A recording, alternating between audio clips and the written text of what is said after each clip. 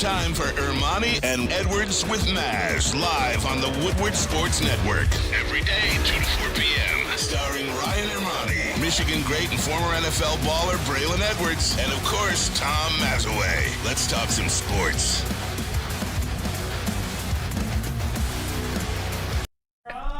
Hey, let's go. Tuesday show, January 16, 2024. Ermanni and Edwards with Maz. Woodward Sports Network, woodwardsports.com, fox2detroit.com, and the Fox local app if you are watching live. If you're watching on YouTube, hit subscribe, hit the like button. Braylon Edwards, good afternoon to you, my friend. Good afternoon. The roads seem to be more clear today, so I'm excited about that. The sun is shining. And before you fans start, look, I know I'm wearing the Houston Oilers, which is a team that no longer even exists. I put a Lions hat on and a Tigers jacket on just to cover my ass. Tom Mazaway, I say good afternoon to you. Hey, but the Houston Texans are around. That's right. That's that sneaky love for the Houston Texans. What's right up, there, fellas? Good to be here on a Lions Tuesday. It's Lions Tuesday, baby. You got Cannot wait. During the playoffs, that's a crazy thing. Wow. It still stings the ears in a great way. So it's funny you say that. Want to say hello to Pete and Kool-aid as well. Funny you guys mentioned that just right off the top, because I was getting ready for work this morning at Fox 2, and I thought to me, I'm always thinking about the show. Yeah. What are we going to talk about? I never have the ability to turn it off. Like, if there's one thing that maybe it just never turns off. Even on vacation, I know it. So I was thinking to myself, how great is this? That here we are, another game week, essentially. How much we talk Lions on this show probably 75% of the time, 82. if not more. 82. 75 to 82% of the time we're talking, it's about the Lions or the NFL. And a lot of times it's just a bunch of topics. Who do we think they need to get? How can they improve? Whose contract this, that? And it's all a bunch of nonsense. Not really, but it's all just fodder. This, to be able to speak about games, actual games in mid-January, is just incredible. It's an awesome feeling to do this job right now in the midst of it. A year ago, we might have gotten 2 weeks towards the end when you're like, hey, if this happens, if they win, maybe they can make the playoffs. So we had about 2 weeks of conversation there. But outside of that, it's all things that you think will happen off the field. We are talking about things that happen on the field, Braylon, and that is pretty awesome. Yeah, I think you hit on both ways to process that. One side of it is we're not talking about potentially what can we do to get into the playoffs, who has to lose, when do we win, we have to win here, et cetera, et cetera, et cetera. Or you're some teams that are making the playoffs, Ryan and Monty, i.e. the Pittsburgh Steelers, where you're like, yeah, we made the playoffs, but what do we need to win this game? We need a quarterback. We need, we need offensive linemen. We need this. We need that. Dang, if only we had this player or this type of player, we really would stand a chance in the playoffs. We really would, because you never know the year. No, the year is now. Like, we're not talking about trying to find the secondary. We like the secondary we got, and AG knows how to coach them. The D-line is picked up. The O-line is the driving force. The quarterback. You got the quarterback right finally. We saw that with Jared Goff. So not only just what has to happen, we're not even talking about the personnel. We even got the personnel right. Sorry, guys. Faded off there for a second. Oh, good. No, that's all right. That's all right. We know you're still a love fest for the Lions. Yeah, man. I just wanted to give. I can't see you today, so I just wanted to. I guess I can move my head over a little bit. That camera is blocking. Where are the cameras? My line of view to your head. Sorry, so guys. I couldn't see. No, you're fine. Migraine day today. Yeah, that's no problem. I'm gonna fight it off though. No problem, buddy. I wanted to. Braylon, you make a really good point too, talking about. Just the fact that not only are they in the playoffs, but you feel confident. Yeah. They're not the Steelers in a 10-point dog, and they're going to get run out of the gym. They had a nice. They kept it close for a little while yesterday. They did what they could do. Yeah, absolutely. Yeah. But the Bills ultimately won it. We could talk about that game in a second, but this is why I am so hardcore about each year is its own year. And each year, you have to do what you have to do in order to win the Super Bowl. If I told you at the start of this year that the Philadelphia Eagles would have lost 6 of their last 7 games, quit on their head coach and that coach may be out in Philly, you would have told me I was crazy. The chat would have told me I don't even know anything about football, and I should not even comment or talk about sports because I just don't know what I'm talking about. But that's exactly what happened. This team with the MVP quarterback, one of the highest paid quarterbacks in the league, a team that just came off the Super Bowl, quit in a playoff game on their head coach, if not last night, a month earlier, and they're probably going to make a change at head coach. That is why each year you have to go for it when you can. Yeah, just speaking about that team, I agree with you 100%. Each year is it's individual to its own. But just taking a quick snapshot of the Philadelphia Eagles, remember you were talking about A.J. Brown yesterday, and I said, look, I'm not saying now is the right time for what he did, but I said there's definitely something going on behind closed doors, and we're going to get privy to it at some point. It hurts. You just don't act like that, in the midst of a playoff run. It doesn't matter how bad you're playing. But, Ryan, remember what I also talk about in terms of when you win, you gloss over everything else. We watched Nick Sirianni's press conference, and it was different than Dan Campbell's. Dan Campbell's was a different press conference, but it was passion, it was love. Nick's was quirky. Nick's was funky. We overlooked him cursing at fans, flipping off fans, little immature signs, immature things because you had Shane Steichen, because you got Gannon. And when you had those guys, you had Jalen Hurts playing. Everything was perfect for the Philadelphia Eagles last year with the coordinators. Now the coordinators leave. Now Shane Steichen's gone. Now Jalen Hurts doesn't have his guy. Now guys start to get injured. Now players leave because Howie Roseman, even though we give him all this credit for the great jobs he did, how you let CJ GJ walk out of your building?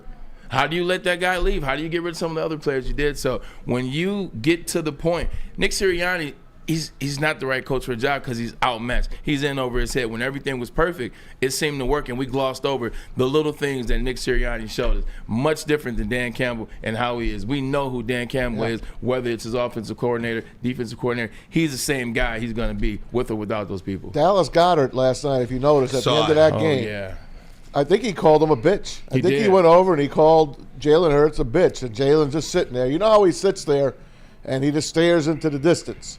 Emotionless. He's a cool customer, motionless, but we don't know how his teammates are feeling about him. Maybe since he got paid, he's changed. I don't know. But it seems like he is the straw that stirs the drink and the straw that has ruined this drink. And let's face it. You said it, Bray. Nick Sirianni, he reached down in his bag of goodies and he came up with nothing this time because when he got rid of his defensive coordinator this year, moved him to a different position, and hired numbnuts. Oh, there it is. There it is. They have quit on Matt Patricia and that team. They didn't tackle last night. Joe Buck and Troy Aikman. Troy Aikman was beside himself. Floored at how bad they looked. And the guy, Keith Byers, is it Kevin Byers? Kevin Byers. Kevin Byers, he looked like a peewee football player trying to make a tackle. Kevin Byers. Yeah. It was gross. I never saw a team look that way. And that was the whole story of the game last night. But take nothing away from what Baker Mayfield did. Yeah, 100% Baker Mayfield. We'll get in that time because you need to take a lot of credit for what he did. You've been calling this for a very long time. But just that energy, I just don't understand how you have the – I mean, we understand it's Jalen Hurts. We understand it's Nick Sirianni. But that energy – I've never seen a team just quit on a situation, regardless of what's going on. You got to be in a pretty bad situation or a pretty foul move amongst players to give up on a playoff run, to give up on a chance to advance to the next round, get to the Super Bowl. So Jalen Hurts, he's a loner. Yeah, if you start to get to places like Braylon and Maz, he got pushed out of Alabama. He got pushed out of this situation. He got told he wasn't good enough. And sometimes when those guys get to places where they have some success, maybe they become loners and maybe they don't know how to interact with the rest of the team. I think Russell Wilson is another guy that kind of went through some of that stuff. This guy, Patricia, he's a cancer. Everywhere he goes, it burns. No, there's no question Flame about that. on. There is no question about that. And Man's for the win. I was having a little fun calling him a slob yesterday, this, that, and the other thing. But everywhere that Matt Patricia goes, it's like a house of cards. It just burns to the ground. So that was about Matt Patricia, sure. But that's about Nick Sirianni as well, elevating a coach like that, bringing in a coach like Dumb Matt decision. Patricia. Braylon said it. Those decisions really are a mark on your leadership as a head coach. And no, Nick Sirianni has not been fired yet, but he probably will be. The Tampa Bay Bucs, and I'm not going to sit here and tell you that I can break down X's and O's and draw up all these phenomenal plays. But one thing, I've been watching football a long time, not as long as you, Maz, but I can tell you that they did not block any blitz. There were free men coming all night long. Yep. That's a coaching error. That's on the coach. I will also tell you, and again, how quickly it is for a team to break. I never in my life, like, if you don't like the coach, okay, if you quit on the coach, like last regular season game, 2 regular season game, okay, we're not going to win the division, we'll still go to the playoffs, we'll be a wild card team. I'm not playing to the playoffs. Great, you quit, fine. I don't like it, but I'm just saying, okay. Dude, last night was the playoffs. Yeah. Like, who cares if you don't like your coach? Who cares if your coach is a total POS? Yeah. Like, it's the playoffs. You still are better than that team that you're playing. If you play like it, maybe you can put a little run together. Jason Kelce is retiring today, not because he's not great anymore. He's retiring because that is a dumpster fire in Philadelphia. And again, I keep trying to bring this back to the Lions. Why last year it was so, we wanted so badly to get into the playoffs because you never know, especially, Brock Purdy going out in the championship game. You never know. The way the Lions were playing last year, they could have beat anybody. Exactly. Why, this year, okay, the Lions, they're playing the Bucs. Don't take that one for granted. I expect the Lions to win that game, but this is, man, it's going to be a tough game. You win this game, you're 1 game away from the Super Bowl. And don't tell me that something can't happen in there. And by the way, don't tell me that might not be the Packers at your place either. That's right. Yeah. So each year is unique is what I'm trying to say. Yeah, definitely going to bring it back to that. Just thinking about the whole thing last night with the Eagles and playing against Tampa Bay. Like, Todd Bowles is doing the same defense since he's been a defensive coordinator. He is a blitzer, Ryan Ermanni. He blitzes 75% of the time. Like, how don't you have that? How aren't you ready for that? And to your point about it's the playoffs. Look, I didn't like Eric Mangini, and there's no secrets. I didn't like Eric Mangini. I wasn't the only player when I played for the Browns that didn't. But when game time comes, it doesn't matter about who I like and who I don't. I have a job to do. I got to try to be the best version, because although the front of that jersey says Cleveland Browns, on the back of that jersey it says Edwards. So it didn't matter that I didn't like my coach. And now you add to the fact that it's a playoff game, like you said. Look, man, Nick Sirianni deserves a lot of blame here. Obviously, Jalen Hurts, there'll be some things that come out. But at the end of the day, it's still about players. Your job is to go out there for the back and the front of your jersey. So as much as it's about Nick Sirianni, those players quit on themselves too, and it's not a good look for anybody that was on the field. And it's a shame. It sucks that Jay Kelce got to go out like that, because he deserves better. Troy Aikman said it last night. Yeah, you're in the playoffs, Philly, but guess what? The way you played, you're out 1 game. You're as good. All you did was play 1 more game than the Panthers. At 4 and yep, 4 that's all you 30. did. Yeah. All that hard work, Right. all that crap that you had to take, all those injuries, and you guys show up like that. Troy has totally grown on me. He calls love it him. out. He always does. I heard one of Except one of Michael Lombardi's lines he's been using since I've been listening to Michael Lombardi, former. I've been telling you about Michael Lombardi for years, guys. One of his famous lines is, ESPN pays you. The Dallas Cowboys don't pay you anymore, Troy Aikman. So call it like you see it. Yeah. So he's been on this Jason Garrett situation since Saturday night. Yeah. NBC pays you, not Jerry Jones. Don't pay you anymore. So tell the truth. You don't have to have Jerry Jones back anymore, Jason. Yeah. So it's funny, and I think the point in me telling you that is.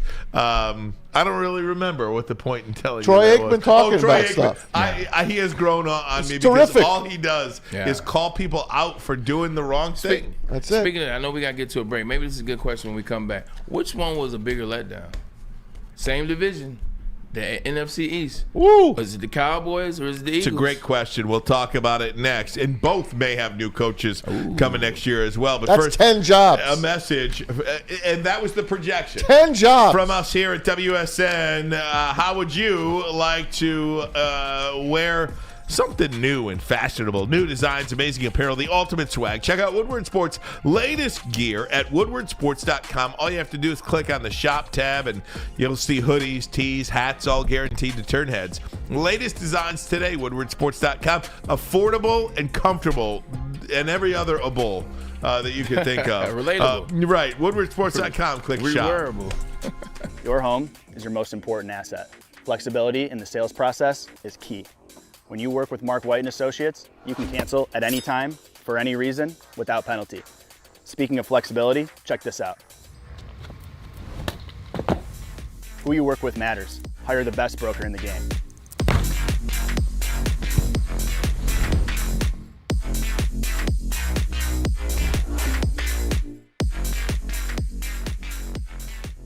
Brace yourselves, Detroit. As the sun begins to set, two of Woodward Sports' brightest young stars will be taking the mic for a brand new show. Woodward Nights with Spooner and Broder. The dog days in Detroit are over, and the boys are unleashed. Join in on the banter and hop on the bandwagon of the #1 night show on the internet. Tune into the Woodward Sports YouTube channel every weeknight from 8 to 10 p.m. Woodward Nights with Spooner and Broder.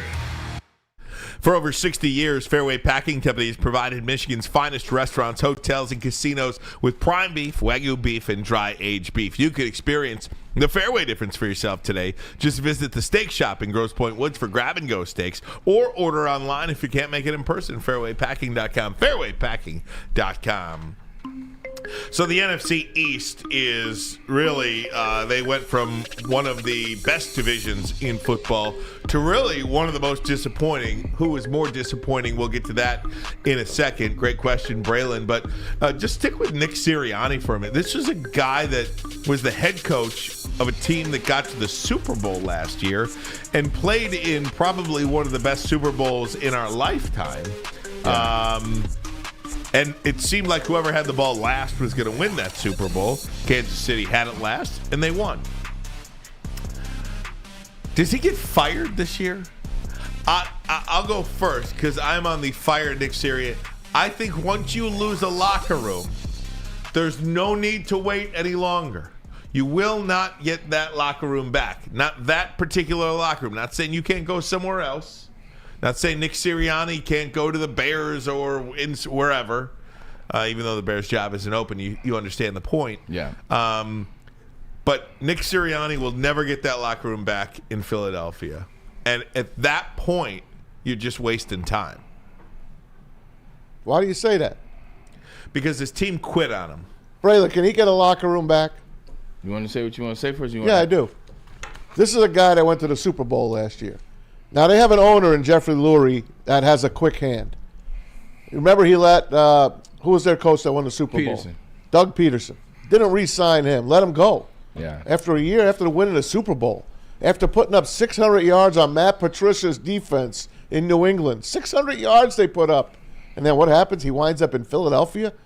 Nick Sirianni made some bad choices this year by bringing those two coordinators in that didn't work out. If I'm Jeffrey Lurie, I'm sitting down with this guy because I think he's a Philly guy. I think that's the guy. He's a Jersey Philly guy. I still think he has the ability to be the head coach of this team with the right people behind him. Dan Campbell made sure he had the right staff behind him. Yeah. Nick Sirianni needs the staff behind him. Obviously, Shane Steichen could be coach of the year this year. He left and took the Colts to 10 wins. And then you got Jonathan Gannon that had the Arizona Cardinals play their hearts out the entire game, the entire season. Two good coordinators left that team. Like the Lions this year, we're going to lose Ben Johnson and Aaron Glenn most likely. So Dan Campbell has got to reach in his bag of tricks and find the next two guys to take over. And they're probably in-house. On the staff. I'll guarantee you that. I'll go with Kelvin Shepard and Mark Brunell. Yes, or there's other guys. The passing game coordinator, Whatever. I forgot his name. But Either way, it doesn't matter. it's fine. I still think you don't throw a coach away like this that took you this close to winning a Super Bowl. You got 2 Super Bowl appearances in the last 7 years, and you won 1 championship. Don't have a hot hand if I'm Jeff Lurie. Maz, it's a lot of truth into what you say. You don't want to repeat what you did with Doug Peterson. Doug Peterson was a damn good coach, and if he was still coaching, they may not have taken a step back. Mm-hmm. But this is what I look at, and it stems from what Ryan said. Like, Maz, he didn't just lose the locker room for a game. Like, Maz, they lost 7 of the last 8 games. 6 or 7. Six of the last 7 games. And when they lost those games, they weren't just losing close games. Like, it got to the point where they were getting manhandled at the offensive line position. This is a position that they thrive on. They were the best offensive line in football last year, even over the Detroit Lions. But now they're getting pushed around. We saw Lane Johnson get dumped by Micah Parsons. And I know Micah's great. You don't do that to Lane Johnson. They've been doing that for the last 7 weeks. And last night in the playoffs, like Nick Sirianni, he got him to the Super Bowl. And yes, he lost his coordinators. Look, it happens in the game. You're going to lose some coordinators. And when you do, how do you respond to the team? How does the team respond to you? Well, Maz, A.J. Brown, who's arguably the best receiver in the league this year, Tyreek Hill, C.D. Lamb, and Amon-Ra St. Brown, don't you think I forgot? He's done with this team. He scrubbed his social before the playoffs. Jason Kelce is arguably the greatest center in the last 25 years. He retired in the locker room. That wasn't a plan.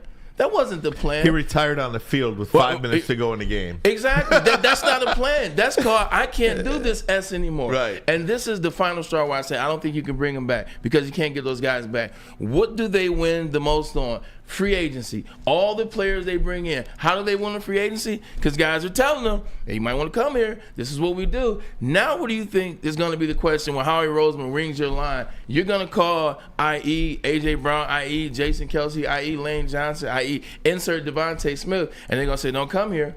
Like, this isn't the place. Or Nick Sirianni isn't the coach. So I think with those intangibles, I just don't think you can get it back with Nick Sirianni. Sean McDermott, they were able to have a conversation with him in Buffalo. Like, you saw, he lost the team.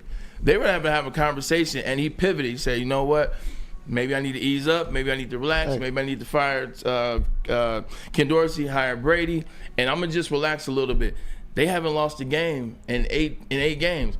I don't think Nick Sirianni, you can have that type of grown conversation. I think he's a little bit of a kid. I think you got to sit down with Jalen Hurts and ask him what's wrong. Right. That's the first thing, Ryan. What's wrong, quarterback? No Shane Steichen. What's wrong? Do you not like Nick Sirianni? Because if you're not on the same page with your head coach and I just paid you all this money, I got to make a decision. It's him or you. You know, can people be so wrong about an evaluation too? Meaning, was Jalen Hurts was he as bad as people made him out to be? Or was he as good as he played last year with a great offensive coordinator? Or is he somewhere in the middle? You know, like what you saw over the last month of the season, is that what he is? Or the last 2 months of the season, is that what he is? Or could he be this great player again, like a top 4? I thought he was a top 3 quarterback coming into this year. I was thinking of starting the team with him. Now, I mean, he's a top 10 guy right now this year, right? I mean, it's just it's coaching matters. If you're not with the right coach in the right system, I don't care how talented you are, you become just a guy. Yeah, 100%. Like, I think you're right when you say it's somewhere in between how good he was last year with the right coordinator and then, a bit of just Jalen Hurts, a guy that's pretty okay. I mean, you look at how the success he's had in his career. Had success at Alabama. Who doesn't have had success at Alabama? Had success at Oklahoma. Which quarterback doesn't have success at Oklahoma? And then he comes into a situation with Shane Steichen. I think at the end of the day, he's a guy that makes smart decisions. He's a leader in some ways when things are going good. You get the right guy for him, he can be the right quarterback. You don't put him in a good situation, he's not the guy that's going to lie. They also run a hard offense. This is what Greg Olsen was talking about in terms of the young offense, like the Matt LaFleur's, the Kyle Shanahan's, a lot of the motion, up under center, the play action. Like, they don't run that in Philly. He sits in the shotgun and goes 5 wide. You can't just sit in the shotgun and go 5 wide if you're not Patrick Mahomes, if you're not Tom Brady, if you're not elite. That is a tough place to play, and that's the offense that they run with Jalen Hurts, who this year, Ryan, he's not top 10. I don't know what to say. I could compare Jalen Hurts to Kyler Murray. Do you remember when Kyler Murray kind of fell? Remember the word on the street was he's not studying, he's not doing that, he's playing games. And he had a lousy season that ended with a knee injury. But this year he stuck with it. And Jonathan Gannon comes over there. Oh, Jonathan Gannon comes over there. Defensive guy, though. I know, right? but still, he's got that Philly in him. And all of a sudden, Kyler Murray is starting to show, yeah, that's the Kyler Murray I know. So I'm not sure what the hell's going on with Jalen Hurts, but I think he is the straw that's stirring this drink. You can't have top-notch players coming up to you and calling you out. Dallas Goedert knew what he was doing last night. And I know there's frustration, but Dallas Goedert knew what he was doing last night when he went up to his quarterback, a quarterback that was the MVP last year and makes $51 million a year, and called him the B word. Like, and there was a national guy. And he scored a touchdown. I believe there was a national guy. I can't, but somebody said there's problems in Philadelphia with Jalen Hurts. Like the locker room does not like him, and they thought he should be benched. He's aloof. I don't remember who that was, and I wouldn't go that far. But what I saw over the last 2 months of the season, it looks like there's problems with not only Nick Sirianni, not only the coaching staff, but also the quarterback. There is something broken there. And when things are broken, you have to make a change. When things are broken, they don't get repaired. Yeah. When things are bent a little bit, you can maybe repair them. But when the glass is shattered, and I think the glass is shattered in Philadelphia, you need a new glass. You need a new windshield. There's nothing to fill in the cracks. Bray, if you had a teammate that looked like him, sitting on the bench by himself, always, just staring out into the abyss, just he's got no emotion. Last night he did show a little emotion when the defense finally stopped the Buccaneers at midfield, and he was going to get another chance to go out there. That's the first time I saw him even move.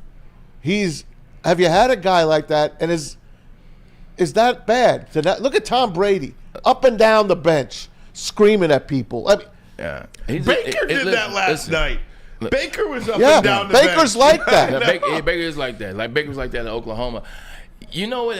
I don't want to go on a limb like I know the guy because I don't. Yeah. But there are weird things about him. I know they made a big thing about everybody that works or employed by him is all women. He's around. Yes, you're right about that. Everybody is employed, whether it's his agent, whether it's his attorney, whether it's his marketing, whether it's his business manager. Everybody's women. He's around a lot of women energy. I mean, this ain't the game to just be like that. You got to be like that. I don't want to get politically incorrect here, but I just think there's different things. He's always been like kind of a loner by himself, and it was cool when they were winning because when you're winning, it's like, oh, he's out there zenning out, he's chilling, so let him zen out. Now when you're losing and he's by himself, it's like, well, you're supposed to be with your team and we're supposed to figure it out. So I think once again, when you win, you gloss over things. Like now that you're not winning, now that you're losing, and everybody's looking a little harder at you by yourself. Hey, the team, we're down here. So I think he's a different individual.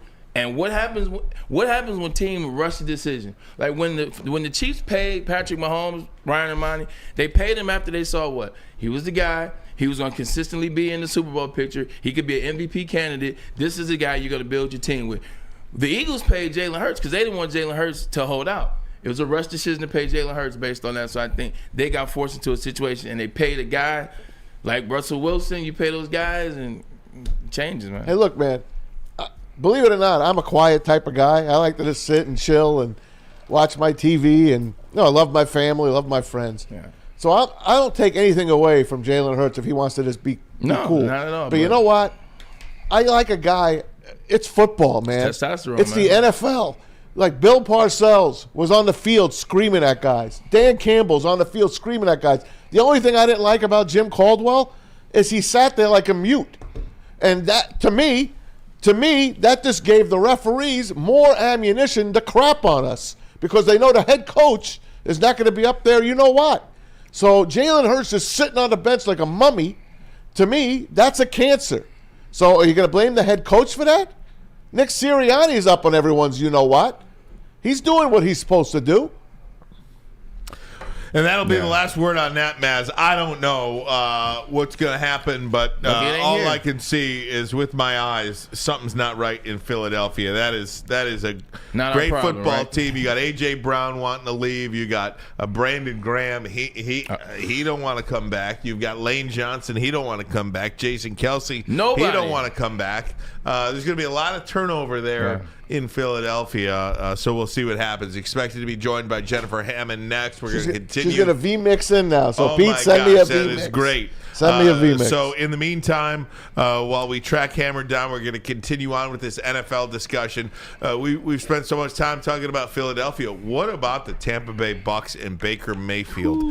More on that coming up next. I almost wish they weren't playing the Lions because now I kind of want to root for them. Right, I kind of like that team. Those smelling salts. We'll get to that next, but first a message from Big Boy. All right, guys, wintertime is always the better time to get the Big Boy. They got the best comfort foods in town. Started off with a great breakfast, the stuffed potato pancakes and those great omelets, the Santa Fe and the lumberjack omelet. You know that. You want to try the veal parmesan for a little lunch, the Southern Comfort chicken bowl, and end it with a great shake. Hey, for a limited time only, they still have the gingerbread shake. Get on down to your local Big Boy. Have you ever wondered where all the finest restaurants get their steaks? It's Fairway Packing Company, providing Michigan restaurants, hotels, and casinos with prime beef for over 60 years. But now you can buy these cuts of meat for yourself at the Steak Shop by Fairway Packing Company. Prime porterhouse, A5 Japanese New York strip steak, dry aged Wagyu beef tomahawk.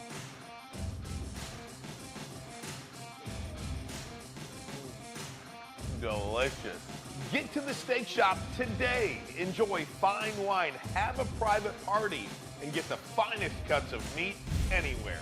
The Steak Shop on Mack Avenue in Grosse Pointe Woods, or order online, fairwaypacking.com. Woodward Sports' own Tom Mazaway and Sam Stick Day will be hosting our Lions postgame show after every Lions game all season long. Tune into the Woodward Sports YouTube channel for his hot-off-the-press takes, game analysis, and Kool-Aid sipping celebrations. You won't want to miss it. Join Maz, Stick, and special guests each week immediately following every Lions game, exclusively on the WSN YouTube channel. Planet Fitness, you can get energy without the judgment. Hi, can you help me with this? You don't know how to use it? This is better. Join now through January 12th for just 24 cents down, $10 a month. Never intimidating. Always free fitness training and equipment for every workout. Join today during the Big Fitness Energy Sale for 24 cents down, $10 a month. Cancel anytime. Deal ends Friday, January 12th. Over 50 Metro Detroit locations. Hey guys, give your pet the best. Premier Pet Supply, hands down, Michigan's best pet store. The same prices and all the conveniences of the online and big box retailers with one major difference. Family and locally owned and operated for over 30 years. Over 60 brands of food, nutritional experts to help you. Same-day delivery, curbside, and home delivery as well. Pet Supply. Make that Premier Pet Supply. Give your pet the best. PremierPetSupply.com. Hey guys, we are excited to be talking to Jennifer Hammond, Fox 2 sports reporter, longtime reporter covering the Detroit Lions. And I think it was emotional for so many people on so many levels. Jennifer Hammond, what was that moment like for you on Sunday?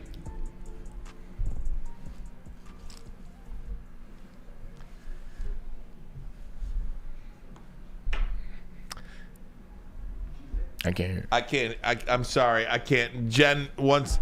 Oh well, Jen, are you on mute? I'm sorry. I can't hear you. No. Okay. Yep. 1 second. Jen's got this. We got this. She's got this. It's all right. We're just on the internet. It's no problem. You got this, Hammer. You got this, Hammer. You got this. Why don't you get her off the screen and then we can figure it out, Pete? Okay, don't worry about it. It's fine. You keep talking, Jen, until we hear you. Jen. There you go. She's up. I mean, she's got everything correct here, except. Okay, so maybe we'll try again, Maz, and we'll go Right. from there. You know, when it comes, Braylon, though, to what happened on the field on Sunday, I almost hesitate to ask this question, okay? But I'm going to ask this question. I got to and answer. I'm going to be really respectful of this. if the Lions lose to the Bucs, heaven forbid, how mad are you? How disappointed are you? Because it feels like the Lions are absolutely the better team than the Tampa Bay Bucs. Do you, with how the game continues to go, right? I mean, the more information you have, the better informed your opinion about it can be. And I know they won the division. Great. I'm not going to say it's a failed season. I'm not asking you that. They're supposed to win 3 games this year, and they won the damn division. Who said that? 3 wins they had them for, the NFL. He's talking about the Lions. I'm talking about the Buccaneers. Oh, he's talking about the Lions. I'm sorry. Yeah, the Lions. But if they lose to Tampa, I can hear you now. I can hear you now. Woohoo! Hey, Jen. Yeah, Jen. I love this. Hi, you guys. I don't have my makeup on yet. Sorry. That's fine. I don't either. North at the... Hammer. We're good. Okay, good. I love you all, and it was so emotional on Sunday. Holding the microphone and my IFB is over my shoulder. You guys, I'm just a wreck. It's fine. Up, so. Okay. Don't worry about it, Jen. Hi. I've never done TV before. I know. I see that. I don't do good computer. Well, I know this is good computer talk, and we'd like to remind everybody you can watch us on the Fox Local app as well. Fox Local on your Roku, on your smart TV, Fire TV, all that stuff. And Jennifer Hammond, we have her? Can I see her, please? Can I see her? You want to see me? Yeah, there you go. All right, thank you. Jen, just continue. What Sunday meant to you? I know you cover the team and it's not about you, but it is for a second. It is for a second, and it was funny because I didn't expect to be emotional. I was so jacked up, just revved up energy-wise before the game. So we taped our pregame show that morning at 10 a.m. That was amazing and fun. I had a little time in between to go home, watch some football, put up my feet, relax, knowing it was going to be a long night ahead. And I was so anxious, I couldn't really fall asleep. I wanted to take a nap. I just wanted to recharge. Couldn't do any of that. And so I went down to the stadium pretty early, probably around 4 o'clock and 4:30. And it was really just starting to build. And just the fans, you could sense that anxious excitement and expectation, if you know what I mean. For anyone that was in the building that night, they know that there was so much hope for the promise of what could be. But I think that everybody had this little voice in the back of their head, terrified of what it would be if Matthew Stafford beat them. I just can't even go there. So anyway, to answer your question, long story short, it was so euphoric and incredible. I just turned on my cell phone video and started taking a video of the fans up in the seats, because I've never heard or seen Ford Field like that. It felt like New Year's Eve on steroids. It felt like, honestly, my son, when I got home that night, he asked me, Riley, you know, he works at Birmingham Roast. Get a cup of coffee there. He makes great cappuccinos as Absolutely. well. Yeah, he does. And he gave me my Michigan book, by the way, too. Thank you for my Michigan book, Hammer. You're welcome. You're welcome. You were one of the first Michigan fans I thought of. Braylon, too, but he gets everything he needs. But I got home and my son said to me, he goes, Mom, it looked pretty cool. He said, best sports moment for you in Detroit sports history. And I said, you know what? The only other thing that really, really got me like this and got me emotional was Yzerman lifting the cup over his head in '97. And that still will make me cry, because I turned behind me, my husband at the time, and I turned behind, and there was this older gentleman, and there were just tears streaming down his face. And that is exactly what this Lions moment was like. And so I will say, I feel like many, many more people have been waiting for this Lions thing than the Wings. I don't feel like the Wings didn't have quite the same buildup of disappointment and feeling of it being stolen from them time and time again. So there was so much more heartbreak, which I think made the ultimate exaltation that much greater. Okay, hey, Jen, I apologize. This happened during our show, but apparently it has been announced that you have won the NSMA Sports Media Michigan Sportscaster of the Year, and I just want to tell you, yeah, Jen. that is one of the most well-deserved, long overdue honors that, and I got goosebumps just saying that, because I, over a 25-year period, know how hard you work, and I love you to death, and I think this is so well-deserved. Kudos to you, and my goodness, Sportscaster of the Year. You earned it, Hammer. You earned it. Thank you, guys. Thank you all very much. And you know what I will say? It means more as a 58-year-old woman. I'm the first woman. I was going through and looking at all the past winners, and I'm honored to be in that company. Dan Miller among them, of course. He's the freaking greatest ever. I'm so lucky I work with him, and he's given me so many opportunities. It's amazing. And it's just great to be the first female. And it's also great just to be recognized at the tail end of my career. I'm 58 years old. I've been doing this for 30 years in Detroit, since 94 at the Fan when that started. And I've covered so many incredible things. And for it to come in the same week that Michigan won the national championship, and I was there working that story, and the Lions now to reach this divisional round of the playoffs, it's just incredible. It means everything. It means so much. And I didn't even vote for myself once. It's kind of Hammer, congratulations, coming from somebody that's known you since I was 18 years old. And one of my first interviews ever was you, for Full Circle Moment, getting a chance to interview you after receiving this award that you definitely have worked hard for and deserve. So always good to talk. We haven't had a chance to talk. Michigan wins the Natty. We didn't get a chance to talk about that. I was there. It was electric. But it's about the Lions right now, man. And just, you talk about the electricity that was at Ford Field. You talk about it's the loudest you've ever seen. You talk about just that moment. Talk about the Lions scoring the first touchdown, Dave Montgomery. How did the place erupt?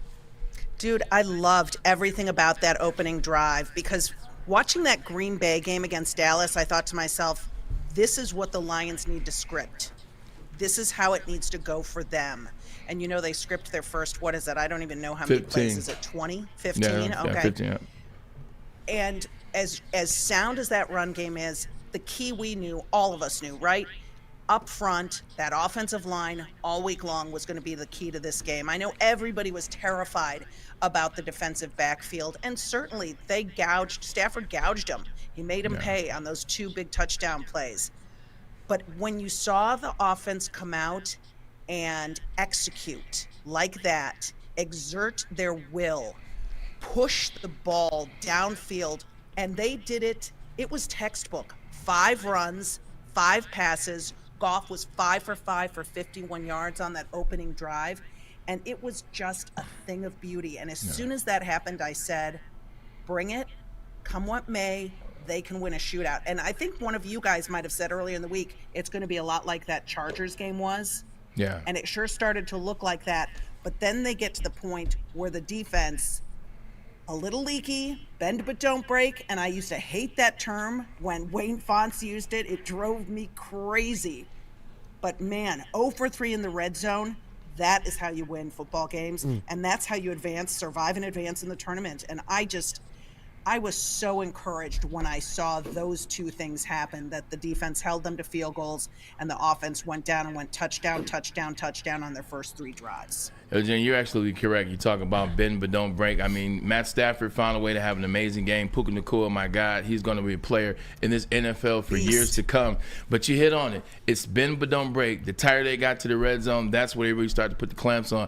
Just talk about how physical that defense was, because I don't think I've seen the team this year, outside of maybe the 49ers and the Ravens, play as physical as the Lions played against those Rams. They were lights out.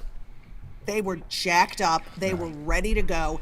And the pursuit was great. Sometimes, or at times, I should say, the tackling struggled a little bit. Arms, trying to get an arm around somebody. You can't arm tackle a guy like Nicole. He's so big and strong. But at the same time, a guy like that is so big and strong that you've really got to be there, and you've got to. And the fact that they didn't play their best defensive game and they still were able to win, and the fact that they gave up, was it 178 to Nacua? It was 82. Pretty darn high. I know it was another big number. Yeah. The fact that they were able to give that up and still win the game, much like the script against the Cowboys with CeeDee Lamb and against the Vikings with Justin Jefferson, not once but twice. And I think I said that. I said, you know what? You're going to give up some big yards. You might give up some explosive plays in the defensive backfield, but you can still win the game even if that happens. And they did this, mind you, without taking away the ball once. But they didn't turn it over, which was huge, and we all knew that that was a key. And when Jared got out into that full green and he saw it and he started to run and he kind of got tripped up, I don't know if it was a turf monster or he caught himself on an O lineman, but he protected that ball. He wrapped it up like I've never seen him wrap up a ball as he was going down to that ground, and you know that was a point of emphasis this week. Hey, Jen, we have over 1,000 live viewers right now, and they are all dropping. They're all dropping a hammer emoji in the chat for you. Yeah, for sure. I had to shout out the chat. Without the fans in Detroit, I remember when I first got here and I started on the radio, and I'm from here, but I went to Western Michigan in between, and then went to Chicago for 6 years to pursue my broadcast career, and then came back here for WDFN. And I remember Stoney, one of my first weeks on the air, said, "Do you have a nickname?" And I said, "Well, I don't know, some friends in Chicago and in college called me Hammer." And so he's like, "Okay." And Stoney just ran with it. And then Van Earl Wright ran with it. It makes me feel so good. Like, without fans and people who watch us and listen to us, and you guys know this. I know you know this intimately, Ryan Ermanni. If we don't have the people of Detroit that love their sports and that love the people that bring it to them, we're nothing. No doubt. I appreciate every single person. And actually, at one point, can I swear on this airwave? Please. Airwave, I can't. Please. Well, I was dropping F-bombs and running up the tunnel, taking a video before the game on Sunday. I kind of lost my mind because there were all of these fans. I don't know if you've seen them. It's some kind of promotion where the fans can line up in the tunnel as the team comes down. That's that MGM thing, I think. Yeah. Oh, it's so cool. So the fans were 6 deep, all the way I up saw the tunnel. that, actually. Yeah, that was awesome. And I was yelling, running, "Let's effing go!" And I was like raising my arm in the air, and I was screaming like a mad woman. And people were like, "Hammer!" like screaming, and it just was charging me up. And, oh my God, I lost my mind. I love it. And I can't even believe it. So we're going to be wall-to-wall pregame coverage on Fox 2 this Sunday, like from 10 to 11:30 a.m. and then again from noon to 2. So tune us in. I actually found out I'll be a part of that. You will be a part of it. I'll be a part of that. Everybody will be a part of it. 12 to 2, I'll be at the stadium. Fran, our industrial specialist, will probably be a part of it. That's right. Jen, let me ask you about this game against the Bucs. Nobody will ever convince me that the Dallas Cowboys didn't take the Green Bay Packers lightly. And before they could look up, they were down 20-0, then 27-0. And it doesn't feel like Dan Campbell will allow the Detroit Lions to take the Tampa Bay Buccaneers lightly. However, people like me are already putting them in the NFC Championship game. And it's just hard not to. Don't do it. I understand. I understand that. I understand. How do the Lions? What do they need to do in order to win this game and not look past the Bucs? How don't they look past the Bucs? Well, it starts with not looking past the Bucs, and they've got the human monster truck leading the way in Dan Campbell. That guy is not going to let them look past the Buccaneers. He's going to remind them how tough that game was in October. That is a physical defense. And actually, I finished 6-11 in the picks, very porous. But that Bucs game was one that I picked and expected the Lions to struggle with. I took the Bucs and the points because that defense is no joke. And they've also got some incredible receivers. And I think it was maybe C.D. Deuce said after the game on Sunday that those Tampa receivers rival the Rams receiving core. So I am sure that they already have the Lions' full attention. Dan Campbell, no way does he let his team overlook anything. They're going to find that chip. They're going to find that motivation, and they're going to be able to manufacture every ounce of energy that they need to go in and play the same type of physical game, because that Tampa team is physical. They'll kick you in the teeth. But what you need to remember, the last time they played, and I'm looking down at my notes now, Goff, season high, 353 yards passing, completed 30 passes. Hopefully he doesn't have to do that again. Gibbs did not play, David Montgomery was limited because he went out with the rib in that game. So their run game was nearly non-existent. So I think it'll be a little bit of a different formula and recipe, strategy, game plan this time around. They won't have to pass as much.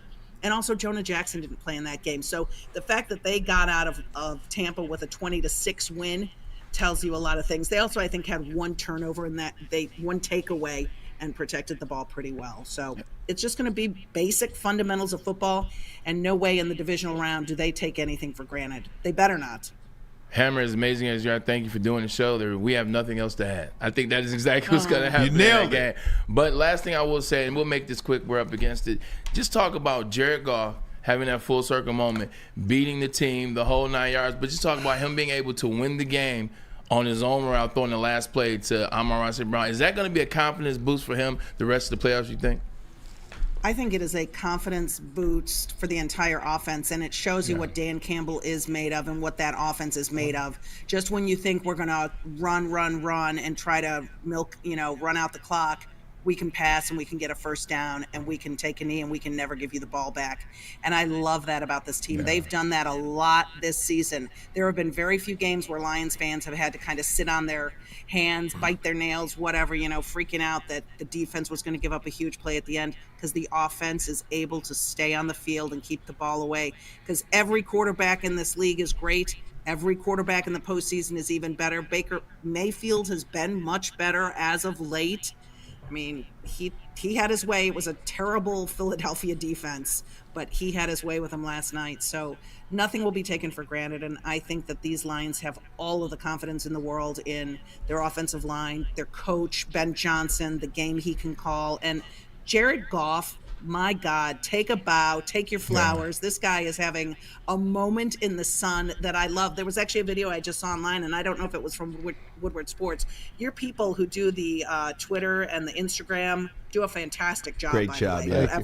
Whoever that is. Fantastic social media.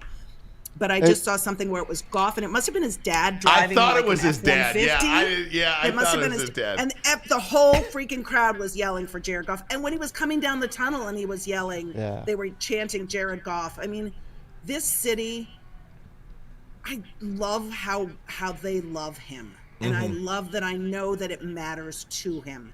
Because a lot of people probably thought, oh, I'm going to Detroit. You know the knock we get. And then people get here and they see the fans.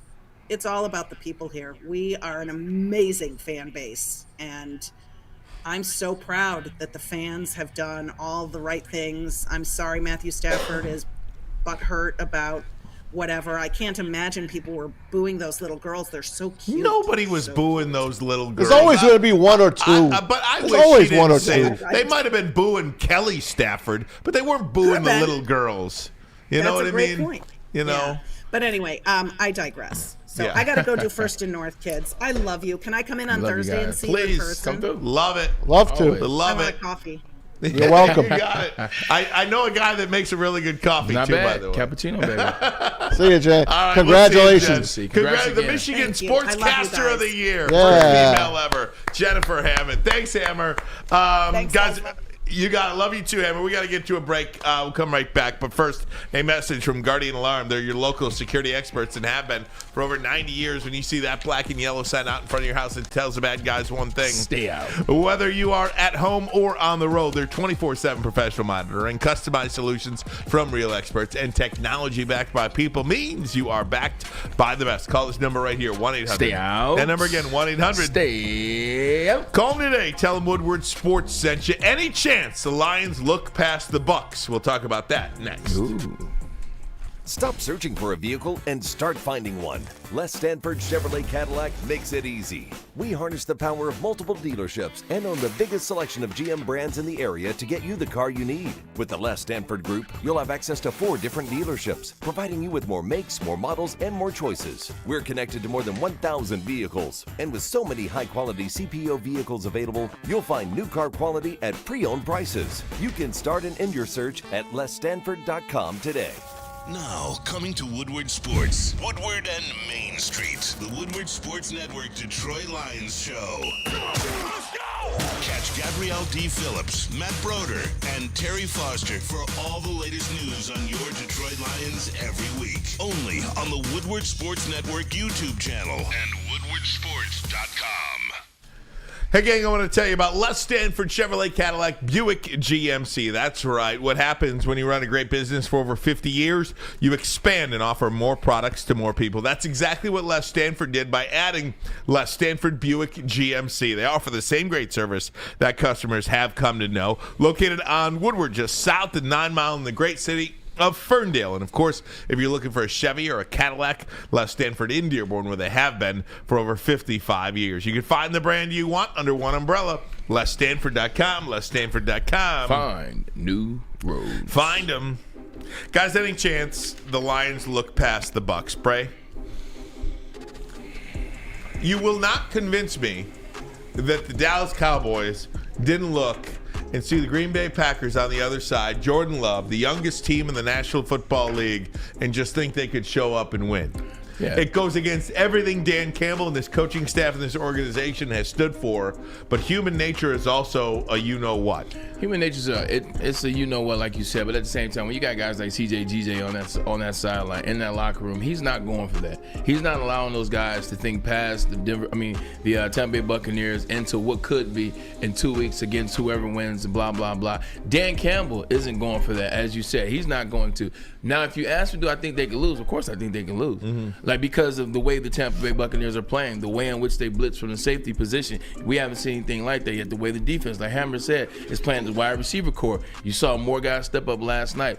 I come from a space as a player where we snuck into the playoffs when I was with the Jets. Maz, nobody thought we could beat the Bengals until we beat them. And then nobody definitely thought we could beat the San Diego Chargers at the time, who were the number 2 seed. But we were on a roll. We were in rhythm. We were in momentum. And so we didn't fear anybody. We went up against it. We were tough. So I think it can happen. But do I think it's going to happen? No. I think the Lions are a better team. I think since they've played, both teams have evolved. I think the Lions have evolved a little bit more. So I think it's a good matchup. It's going to be a good game. But I think the Lions will win. Hey, guys, I said it yesterday. It's impossible for us as fans and for them as players to look at this game the same way as they looked at Matthew Stafford and the Rams. It's just, you can't be redone. What we did on Sunday, what those fans, and I was part of it, did on Sunday, cannot be replicated. The hate that we had for that Rams team and the disdain we had for Matthew Stafford for that game cannot be duplicated against the Buccaneers, who you beat in Week 6 on the road. They're going to come in here and they're going to give you everything they got. And the O-line has got to really win this game for us. Tampa Bay doesn't give up much on the ground. But you heard Jen. We didn't have Jahmyr Gibbs, and David Montgomery went out with a rib injury. So you had Craig Reynolds. Remember that great Craig Reynolds block from Amon-Ra St. Brown down the field? You're going to need those guys. But if you could run the ball on this team, mix it up a little, keep Baker off the field, because he does have some weapons, man. They might not be able to run real well. Rashad White's just okay. He had a decent year. But Baker's peaking right now, and he is hitting these receivers, man. Mike Evans, he's sucking to nobody. And they got 2 other guys. Why is my head running out here? Mike Evans and Chris Godwin. Chris Godwin and the kid yesterday. David Moore. David Moore. And they got a speedster. Who's that speedster? That little guy. Yeah. Who's that speedster? Number 80. I never saw him before. Yeah, I'm telling you, man. They got the goods. This is true, but here's the other thing about it. It goes back to what we talked about. Aaron Glenn is defensive coordinator. Look what he did in the second half of the game last Sunday. Look what he did, especially in the red zone. Got voted number 1 coordinator by the players in the NFL. Not Trey Palmer, sorry. Oh, you're good. Man.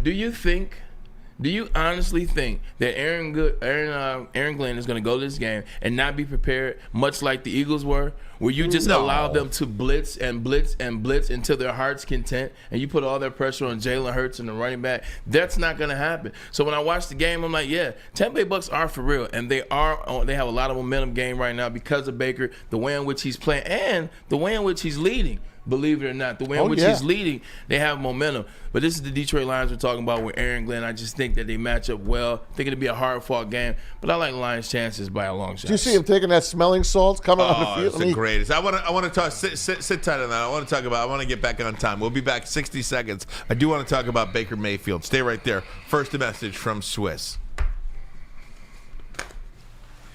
Do you have football on the brain? It's already been an awesome college and pro football season this year. Winter is also a perfect time to shop your home and auto insurance. Shop it like a pro with Swiss Insurance. They cover Woodward sports, and they should be covering you too. Ask for Mark at Swiss Insurance today at swissins.com or call 248-800-4177. Savor the heart of home at Big Boy with our all-new Down Home Comfort dishes. Feast on home-style goodness with our Southern Comfort Chicken Bowl, veal parmigiana, and apple pie hotcakes. The Down Home delight doesn't stop there. Potato pancakes are back. Dive into the richness of our perfectly crafted potatoes with our classic potato pancakes and our stuffed potato pancakes. Top off your meal with our new gingerbread shake, a seamless blend of creamy vanilla and sweet gingerbread flavors. Nothing beats the comforting taste of Down Home cooking. Enjoy every bite, only at Big Boy. Woodward Sports' own Tom Mazaway and Sam Stick Day will be hosting our Lions postgame show after every Lions game all season long. Tune into the Woodward Sports YouTube channel for his hot-off-the-press takes, game analysis, and Kool-Aid sipping celebrations. You won't want to miss it. Join Maz, Stick, and special guests each week immediately following every Lions game, exclusively on the WSN YouTube channel. At work and at home, we're there with smarter security solutions. Featuring complete automation with customized alerts and more. For over 90 years, we've been the company that's been counted on to protect what matters most, all with personalized service and care. Right now, for a limited time, receive a free video device plus free installation with a new home system. Guardian Alarm. We protect Michigan. Hey guys, come to Lady Jane's for an award-winning haircut experience and register to win a trip of your dreams and all expenses suite for the 2024 NCAA tournament. No expense spared. You and 5 of your best buds. Lady Jane's Haircuts for Men, open 7 days a week. You could walk in anytime. It's wicked awesome. Guys, plenty of football talk today, including college football. Joined now by Dan Wetzel, a columnist for Yahoo Sports, a New York Times best-selling author. Wrote Epic Athletes for young readers as well. We encourage you to grab a copy of that. Dan Wetzel joins us now. How you doing, Dan? Thanks for the time. Doing well. How you guys doing? Doing great. Dan, obviously I want to have you on because what you wrote about the sticking points about Michigan and Jim Harbaugh's contract. But before I ask you about that, just if you could comment, I read your tweet over the weekend about Ford Field and being at the Lions game and how loud it was. Just for our audience, can you characterize your experience? You covered a lot of sports in a lot of different venues over the years. How would you rate Ford Field on Sunday? Yeah, it was electric, obviously. Just that fact so many people were there so early was unusual. I understand it was like, 2 below outside, so I don't want to get in there. No tailgate. But whatever, they were there. And, the golf chant at the beginning to really kind of set the tone with Stafford, and then just it's a great stadium. I always thought it could be, as loud as any stadium in the NFL because it's not really a dome. It's just a building with a low roof. So there's nowhere for the noise to go. Hey, Dan. And the press, the press is way at the top. So we're at the quietest spot in the whole stadium, and it was incredibly loud. Hey, Dan, quick question, quick overview. Obviously, players can't think ahead, but we definitely can. When watching the Lions finish out that game against the Rams, what do you see in terms of them playing against the 49ers? Does the game look different for you now after watching that playoff game against the Rams? Like how they'll do against the 49ers? Yeah. The Bucs, you mean? Well, I said I'm projecting ahead. we're looking ahead. That's what I said. Looking ahead. Yeah, I said the players can. But I'm projecting ahead. 100%. Should we get to the Ravens too? Can we talk about the Raven matchup? No, not the Ravens. Well, let's try to stop Lamar Jackson. I don't know about that one. Epic fail. Epic fail. All night for Jack Campbell, maybe. But yeah. I don't know. I don't know. I mean, I think playing the 49ers, you get a pass rush on Purdy and you can beat them. But that's a really, really good team in San Francisco. But I think the fact you got 2 home games is amazing for the fans, for the whole city, especially everything downtown, all the restaurants. And, it was cool driving down there, seeing how many people just were out, like even in Midtown at some of the restaurants that, probably weren't even going to the game, but just were out and just to watch how electrified the city was for a Sunday night when it's 2 below. You're just not normally going to see that. So I thought that was really cool how many people, and I expected probably be the same thing, maybe more so this weekend, just going down to the city or going out to watch the game just to experience it. So I think be happy with that and the fact that Tampa's coming in. I mean, it's a very winnable game. So I don't know what happens in San Francisco, but they got to beat the Packers. I mean, Packers play really well. No So doubt who about knows? that.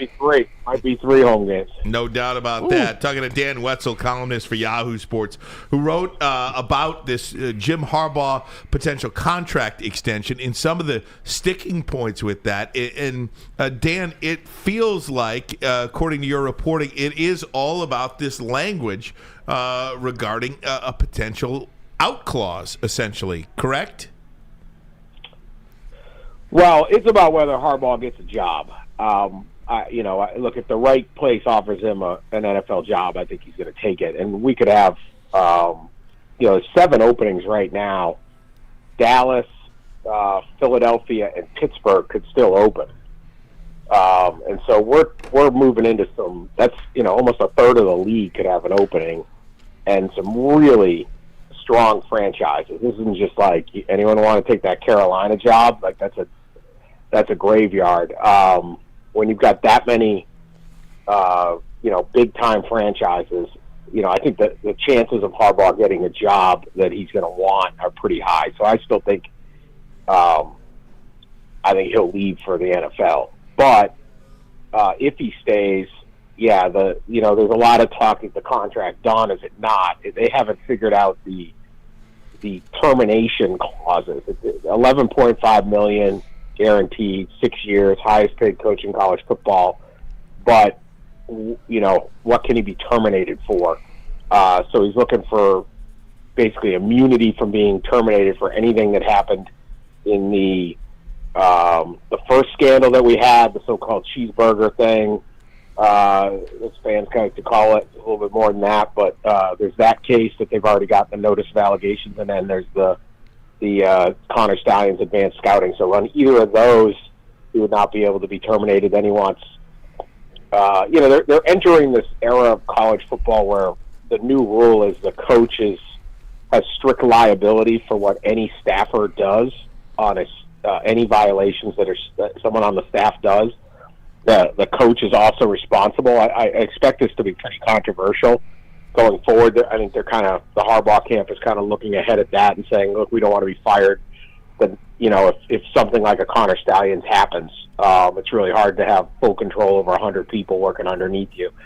So they're looking for different protections on how he can be fired and what these penalties go with. So it's unusual. Some of the language is unusual in college athletics. The whole situation's unusual, though. Usually a coach that's under 2 NCAA violations is not also getting job interviews with the NFL and coming off a national championship and renegotiating a deal. So it's kind of uncharted waters in the way deals are usually done in college athletics. Harbaugh's got a lot of power at a time when he also has a lot hanging over his head that is negative. Hey, Dan, just sticking with the Michigan part of this and not the draw of the NFL or what potentially, he may get a job, he may not get a job. If he gets a job, he'll take it. Just the pure contract termination clause of it. Is that a Ward Manuel thing? Is that a Santa Ono thing? Because for a layperson, let's just call it like we're two Michigan alums sitting up here. We love the program. I can't imagine. I can't imagine not letting him, just continue on. What do you mean you're gonna terminate him if something comes back from the NCAA? Like, what don't they know? Do they think something is out there that they don't know? How can't this contract be done? I guess is what I'm asking. It doesn't seem like he even has anything to sign at this point. Well, I think I think that they've agreed on the current investigations. I want to be really precise here because it's a precise question, and I don't want to misstate it. I believe they have agreed on the current cases, but what about ones going forward? Is there something else? Could something happen 2 years down the line? I think that if you generally look, it's not necessarily a fight with Ward Manuel or Santa Ono or anything like that. I think Jim Harbaugh feels like Michigan is behind him. Has he better? I mean, they backed him. They couldn't have backed him more last fall. Can't make him, their highest paid guy. All these things. I think it's in the general context. You'd say there's no way Michigan's firing him, right? If an AD tried to fire Jim Harbaugh right now, the outrage and the uproar would cause all those people to get fired. Just taking away, not saying Ward or anybody else, but just in general, it's like Nick Saban was basically unfireable, right? Right. I mean, nothing, unless he murders somebody, nothing could have happened at Alabama that he was going to get fired. Pretty much. Yeah. He would have to commit a crime, I think, for somebody like that to be fired. So that in theory, but they're trying to maybe codify it in the contract of like, well, what if? Do I guarantee that? I mean, Jim Harbaugh's not getting fired because the fans and the alums and the boosters would be outraged if he was. So, but as they kind of work this thing through, they're on dual tracks of trying to get the best deal out of Michigan, but also leave their NFL options. One of the parts of that is they don't want the new contract to start until February 15th. Right now, the buyout, if the Chargers hire Jim Harbaugh right now, the Chargers owe Michigan $1.5 million as part of the contract. That's his buyout if he leaves.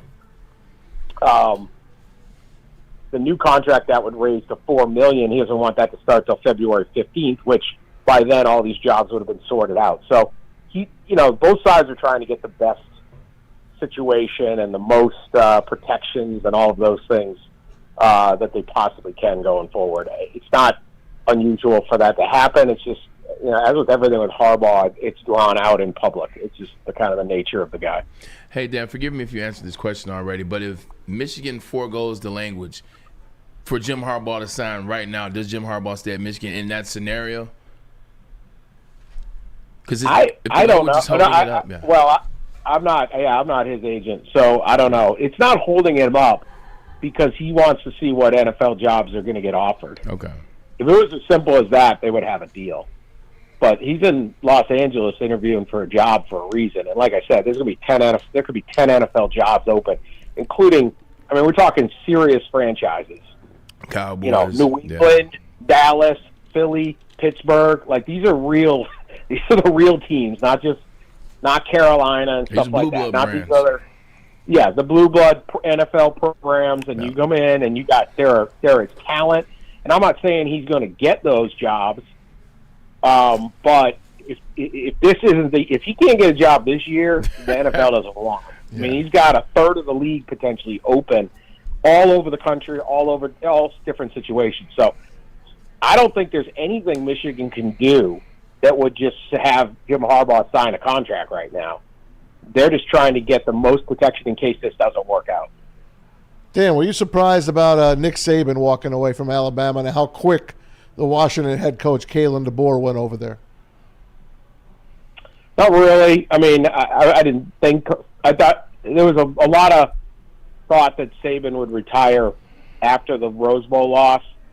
It was certainly a possibility. But then when he didn't for about 2 weeks, or at least over a week, and he, you heard he was on the SEC conference call with the coaches, and he's interviewing people, and he's making recruiting visits. So, all right, he's back for another year. So the timing was a little bit of a surprise in the micro, but the idea that at 72 he decided that was it. There certainly had been a lot of belief that this was coming this year, next year, last year, whatever it was going to be. And then, they were able to go right out and get Kalen DeBoer. But when you have a job like this, you're going to be able to go right to the top guys, and there's no, I got to come check out the facilities, you're either in or you're out. So Greg Byrne, their AD, said, hey, we'll get this done in 72 hours, and it took like 52 hours. If Michigan opened, they could probably do the same thing at this point. I think they will go directly to Sharon Moore. I don't think that would happen. They'd even interview, but it's basically like, you want this job or not, because I'll call the next guy. Or Jimmy Sexton, the power agent, handles a lot of these coaches. So you kind of just go through him, and he's sorting through his client list. So these things can get done pretty quickly. And at an Alabama level, and I think at Michigan, at this stage, they could probably do the same. A lot of coaches have already re-upped and all that, so they have a smaller coaching pool. But I think Michigan, if Jim Harbaugh does go to the NFL, Sharon Moore will probably get that job right away. Yeah, I'll go back to your Boston roots for the last question. Where's Bill Belichick going? He interviewed with Atlanta yesterday. Yep. Now, if you remember this, New England once trailed Atlanta 28-3 in the Super Bowl. I remember that. That would be nuts. He would have run the ball, though. He would have run the ball. Interview the guy. Yeah, I know. They could have run the ball, but it's like, so have you ever faced adversity, Bill? And how did you handle it? And do you ever accomplish anything out of great? Well, I'll tell you, Atlanta. One time we were losing 28-3 in the Super Bowl, and we won the damn thing. Can you imagine Bill Belichick's resume? Does he print out a resume? Is he on like LinkedIn? It's not enough paper in the machine. What in the world is an interview about? Yeah. Well, I guess can you get along with Arthur Blank? You delivered the crushingest crush of loss of all time to us. But we want to hear a little bit more about how you'd like to coach the run game. What are you doing? Either hire him or don't. He's Bill Belichick. What are we doing? That's so funny. Have you ever faced adversity? Yes. Dan, thanks. So, Bill, That's funny. How would you handle adversity in a game? How would you keep your team motivated? Have you ever had to deal with that? Well, yeah. Don't you remember? Oh my gosh, it's so great. I don't know. I mean, you show up with your rings. How do you interview Bill Belichick? I don't even understand this. It's got to be a nerve-wracking interview. That's so yeah, great. I mean, he's interviewing you. Like, who are you? Exactly. That's what it is. That's what it is. Yeah. Oh my God, Dan! Thanks so much for the time. Great piece on Yahoo Sports. We encourage everybody to check it out. It's all over the place on Dan's Twitter, on mine, on ours, all over the place. Thanks so much, Dan. We appreciate it. See you, Dan. All right, see you guys. You got it. Dan Wetzel, columnist, Yahoo Sports. I thought that was one of the things that he just said there. I don't think there's anything that Michigan can do, language or no language, to get him to sign a contract right now. Don Yee is his agent. He signed him for a reason. Yeah. He's gone. Yeah, he's gone.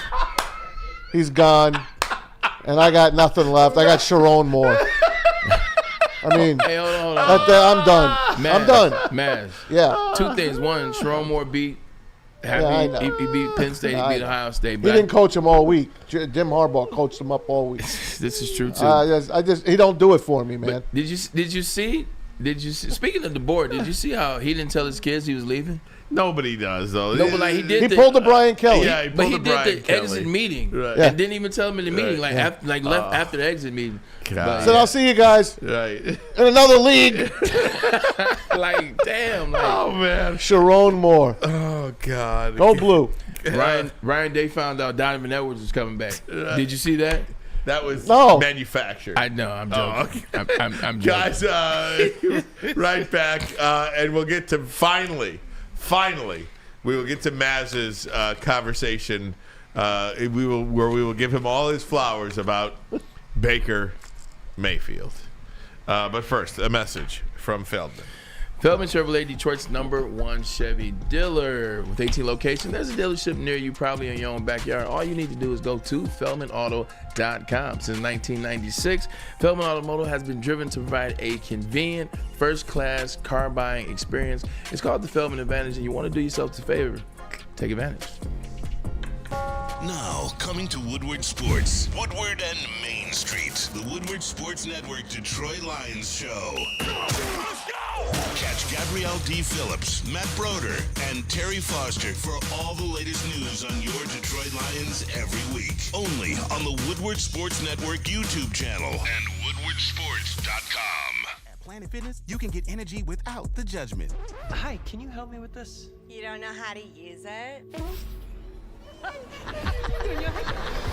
This is better. Join now through January 12th for just 24 cents down, $10 a month. Never intimidating. Always free fitness training and equipment for every workout. Join today during the Big Fitness Energy Sale for 24 cents down, $10 a month. Cancel anytime. Deal ends Friday, January 12th. Over 50 Metro Detroit locations. Woodward Sports' own Tom Mazaway and Sam Stick Day will be hosting our Lions postgame show after every Lions game all season long. Tune into the Woodward Sports YouTube channel for his hot-off-the-press takes, game analysis, and Kool-Aid sipping celebrations. You won't want to miss it. Join Maz, Stick, and special guests each week immediately following every Lions game, exclusively on the WSN YouTube channel. Quarterback. For over 60 years, Fairway Packing Company has provided Michigan's finest restaurants, hotels, and casinos with prime beef, Wagyu beef, and dry-aged beef. You can experience a Fairway difference for yourself today. Visit the steak shop in Grosse Pointe Woods. Grab-and-go steaks. Just walk on in and grab a steak unlike anything you've ever had before. Cook it yourself at home in the confines of your own kitchen, on your own grill, on your own stovetop. That's right. Get to Fairway Packing. If you can't get there in person, they ship next day. Fairwaypacking.com. Fairwaypacking.com. Just a quick thought on Belichick for a second. We're going to be bouncing all over the place. He ain't going to Atlanta. It's like football porn. But why even talk to Atlanta? He's not going right? there. Why even talk to Atlanta? Like, if you're going to go to a team with no quarterback, just stay in New England. What are you going to do, trade for Mac Jones? I mean, maybe you could trade for Russell Wilson, but even Russell Wilson, is he changing the Atlanta Falcons into a Super Bowl contender? I mean, I'm just trying to Justin Fields, then talk to me. Fields, maybe. Right. He's from Atlanta. Not maybe. Definitely. Fields, maybe.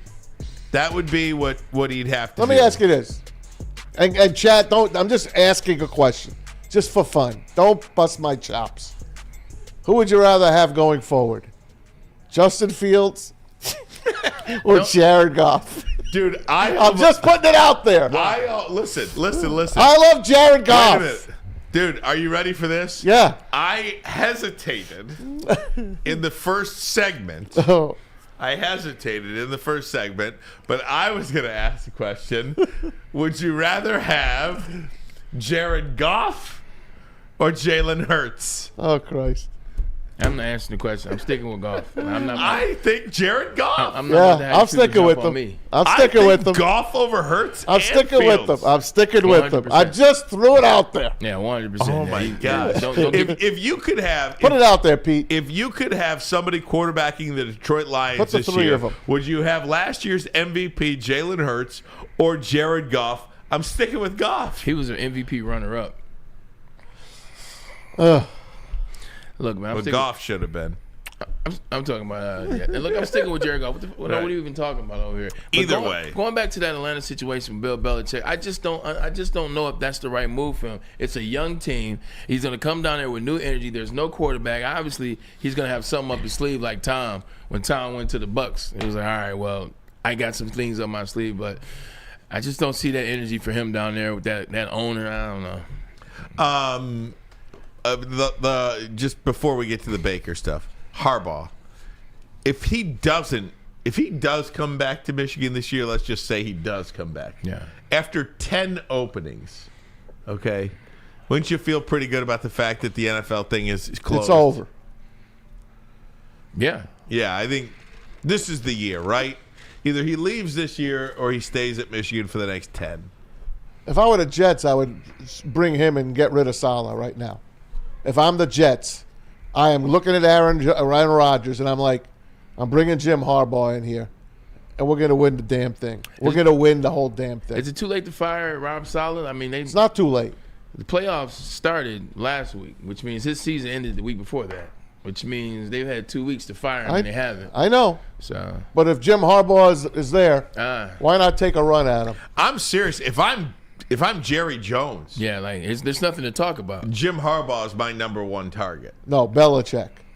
No, for Harbaugh. The Cowboys. No, Harbaugh, because you got that quarterback. There ain't nothing you can do with him. There ain't nothing you can do to get rid of that quarterback. Not to mention, Maz, I don't know if you've noticed, Jerry Jones nor Bill Belichick are staying anywhere for too much longer. Jim Harbaugh's 53. You bring him in, you know that 60. 63. But you bring him in at 63, like the Dallas 60. 60. He's 60. Basically, he's young, which means you bring him in. He can be with your program for an 8-year run. For a 7-year run, it's a 10-year run. He can really put the Dallas Cowboys in terms of they win 12-5. They win 12-5 every year, but they can't win games in the playoffs. I think he can get you going sustainably for the foreseeable future. Bill Belichick's only trying to do what? Break the record. Did you see what the Raiders I saw that put up last week? Yeah, they said we'll draft J.J. McCarthy and bring Harbaugh in. So that's on the table. I mean, Hondo Carpenter, we could ask him about that, but that's on the table too. I'm curious because did you see what Max Crosby said? Yeah, you better keep Antonio Max Crosby Pierce. said, if you don't keep Antonio Pierce, I'm going to request a trade. And that's real. So they did it with Bisaccia, and you saw him go. Yeah. If they lose Antonio Pierce, like where did he interview? He already interviewed Tennessee. somewhere. Tennessee. Doesn't and I'm just saying, you talk about losing your locker rooms, okay? I'm not saying that Jim Harbaugh couldn't get in, but Jim Harbaugh is already a guy that is going to ruffle a few feathers. If he goes into a situation where the players don't want change to begin with, you are doubling down on the ruffling of the feathers. Definitely doubling down on ruffling of the feathers. But the interesting thing with Antonio Pierce is it's a real situation for them looking for outside. Like, I understand, and I'm definitely on the side of Antonio Pierce. Talked about the Rich Bisaccia stuff. We had Hondo Carpenter on. But at the same time, like, is Antonio Pierce the guy for the job? Like, when you're an owner, you're vetting the situation. It's like, look, I got to know, can a guy be over his head? Is he another Nick Sirianni? Is he a guy? I mean, he wasn't even in the line that we thought of as a head coach. Now, all of a sudden, we want him to command the franchise for years to come. That's a serious decision to think about because you look at Jared Mayo.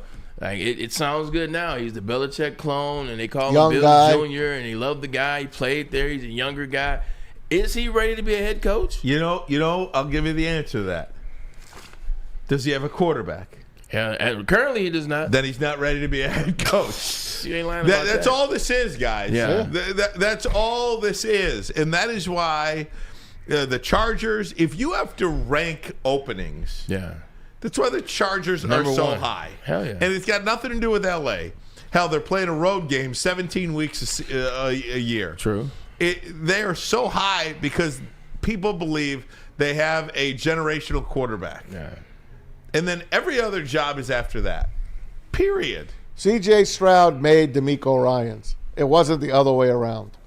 Now, DeMeco Ryans is a good coach, good defensive coach, but that's a defensive coach who got himself, he hit the jackpot. If this kid is in Carolina, Frank Reich is still hired. He's still employed. But they went and they took Bryce Young.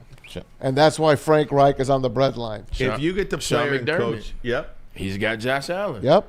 You get that coach, like you get a quarterback like that, you can survive. And you know, I don't want to take anything away from coaches, but yeah, I mean, if you have Josh Allen, you're a good coach. Yeah. If you have, Mahomes, if you Mahomes, have, right? Yeah, Lamar Jackson. I was going to say Justin Herbert. Maybe Justin Herbert ain't that good. I mean, it's possible, but I can give you Trevor Lawrence. I'm not giving you Justin Herbert. If you have Baker Mayfield, shoot, Maz, good job on Baker Mayfield. Thanks, but everyone just tells me Malik Willis, so I guess I don't know what the hell. You don't know what to tell you. Malik Willis. I'm going to give you 60 seconds to talk about Baker Mayfield next, but first a message from the Hamlin Pub. Have you ever wanted a bar where you're a regular? Once I get the ad up, I'll be more than happy to tell you about it. It's in here somewhere. Where did it go? There it is, baby. Just lower your voice. And we have just the place for you. Head to one of Hamlin Pub's 7 locations and experience where everyone is a regular. Whether you're enjoying half-off pizza on a Thursday or game day specials available during all Michigan sports and NFL games, Hamlin Pub is the place. Visit a location today and experience your new favorite pub for all things sports.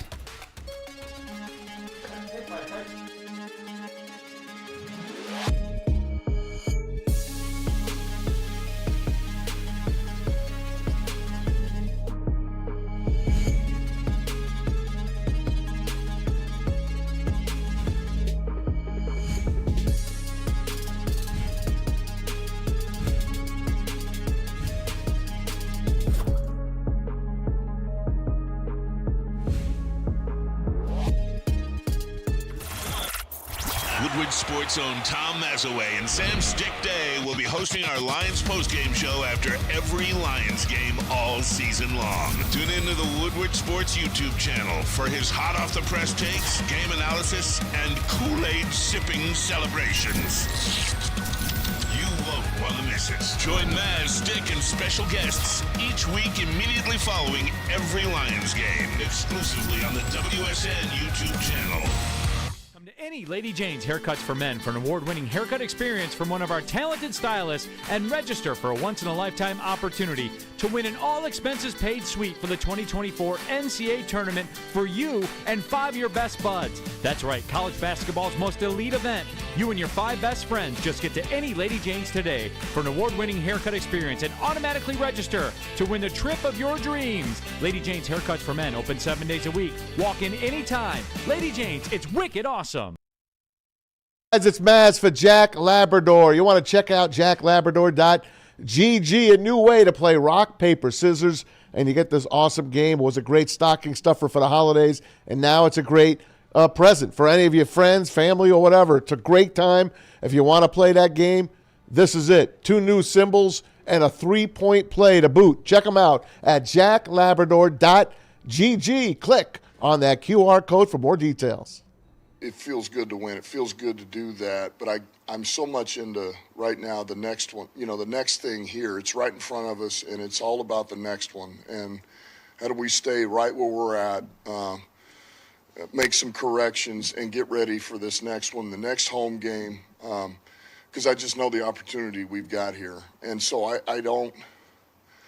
can't quite go there, if that makes sense. Believe me, I'm excited. Don't think for a minute I'm not.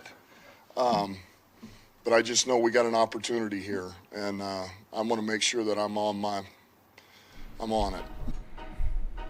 That was Dan Campbell yesterday. No media availability today. So Campbell just talking about the fact that the Detroit Lions are moving on to the next one, and will keep moving on until the last one. You know, I think he does a really good job of, and I kind of noticed it in Rex Ryan when I played for him, is both very emotional guys. Like, you've seen Rex from afar. I saw him up close. Emotional guy. Like, he wears his heart on his sleeves. He was so excited about winning the first playoff game with the Jets. Dan Campbell, same thing. They're football guys. Rex Ryan, Buddy Ryan's son, Dan Campbell, former player. They're football guys. They get emotional. But what Rex was always able to do, he was always able to bring it back full. He was always to bring everybody back down. As the game's over, talk about the week. Talk about what you got ready to do. Talk about what the next move is. And I think Dan Campbell was good at that too. And I think that's why, Ryan, when you ask that question, or you actually say it, I don't see them being unprepared. They're going to be prepared in more ways than one. And also, they will not overlook the Bucs because he's even killed. Like, even when they lost, he's even killed. So I think he's going to do a good job of having these guys ready. And CJ GJ, you saw the energy between those two guys, man. This Lions team is in good hands. Going to be able to face your team too, Tom Mazaway, the Baker Mayfield-led Tampa Bay Bucs. It's not my team. It's not my team. Even if they wear the creamsicle, but they're still not my team. You do love Baker. I do. What's not to like, really? How did you know? Because you're the only one. Not really. There's other guys that knew. He was a #1 draft pick. let's face it, man. The guy is a great teammate, great leader. And I know he was with Cleveland and maybe played all those progressive commercials and he maybe got way ahead of himself. And maybe his head got too big for the room. But you know what? He won a playoff game, for crying out loud. He won a playoff game. He's 2-1 in the playoffs. That's a lot, man. For a team, he played on bad teams. He won a playoff game with the Browns and won a playoff game with the Bucs. That's pretty good stuff. Damn good. Now, he stepped back with Carolina. I thought he'd be good in Carolina. It didn't work out. He didn't have the right pieces around him. 8 coaches in 6 seasons. Yeah, he's locked and loaded, man. He's playing his best football right now. He's locked and loaded, and this is what I have said, and this is what I will say about Baker. One, Maz, you called it, you hit the nail on the head. But simply what I said with him is when he's on, he's on. When he got out of Cleveland, when everything went right, look, I give him a pass for Cleveland. I've been in Cleveland. Look, you get a pass from me in Cleveland. I understand that place like no other. But he was doing a lot of immature things. He wasn't going about things necessarily the right way in terms of calling guys out, in terms of not necessarily being prepared, in terms of doing his own thing. So when we got down to Carolina, I just simply said, if he can look himself in the mirror and remember I said that. I said if he can remember why he fell in love with football, get back to what he was in Oklahoma, get back to the team in 2018 that got to the playoffs and won a playoff game and actually had the Chiefs on the ropes. I mean, if Chad Henne doesn't have that drive, they beat the Chiefs. Matt Mahomes doesn't even win that Super Bowl. So with that being said, I think he's had that conversation, and also it's about support. Like, he didn't feel supported in Cleveland. He felt by himself in Cleveland. Down here in Tampa, it seems like not only the players, but the front office, the coaches, they all seem to have his back. And when you have support and you are one of those dudes, you can do anything with that. Troy Aikman was talking about Baker Mayfield in his resurgence last night, and Baker gives a lot of credit to Sean McVay for that. I bet. There's been no other... Gave him that opportunity. Yeah, there's been no other quarterback that has played for more head coaches in a shorter amount of time than Baker Mayfield. That in and of itself is a recipe for disaster for a career. 8 coaches in 6 seasons. But when you're a player and they try to make you into something, as opposed to playing to your strengths, what you do well, that changes a player. And Troy Aikman was talking about last night that Baker Mayfield said that when he got to L.A., Sean McVay was like, dude, look, we got 5 games to go. We're not going to win anything. You go be Baker Mayfield. Yeah. And instead it gave him all the confidence in the world that he didn't worry about if he made a mistake. He didn't worry about like anything. He just got to go play football. And when the Bucs are looking around, $80 million over the cap they came into this season, a very incentive-laden, team-friendly contract. Who's out there? Let's go try Baker Mayfield. And Todd Bowles told Baker Mayfield, need you to be Baker Mayfield. You know, I mean, when people tell you, for a professional athlete, if somebody said, Bray, you go be Braylon Edwards. You don't have to be this like possession receiver that's going to run a nice 5-yard out. You know what I mean? Somebody's not trying to do. You go be Braylon Edwards. The Jets did that to me. Yeah, and seriously, that's all the difference in the world, I think, in this guy. Yeah, 100%, man. He has that support, and he's rocking, he's rolling, he's playing good. And then also Ryan Maz, it's about, 1, trusting yourself, and 2, it's right place, right time. When your numbers call, you got to be ready. Like, when your numbers call, you got to be ready. And in this situation, the Buccaneers reached out to Baker. Baker reached back. His number was called. And here he is in the second round of the playoffs. Being ready when your numbers call, you never know. All that said, he's got some bad ribs, and I want the Lions to finish him off on this Sunday at Ford Field. Pause. Triple pause. Quadruple. Guys, we'll go around the NFL. We'll do it next. But first, a message from Planet Fitness. Ryan Ermanni, Planet Fitness. Oh, yeah. Let's go.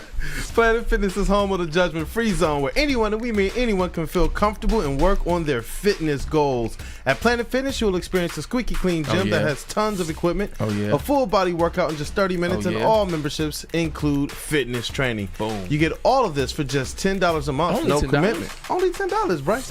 No matter where you are, there's a Planet Fitness close by. There are more than 50 in Metro Detroit and thousands more throughout the world.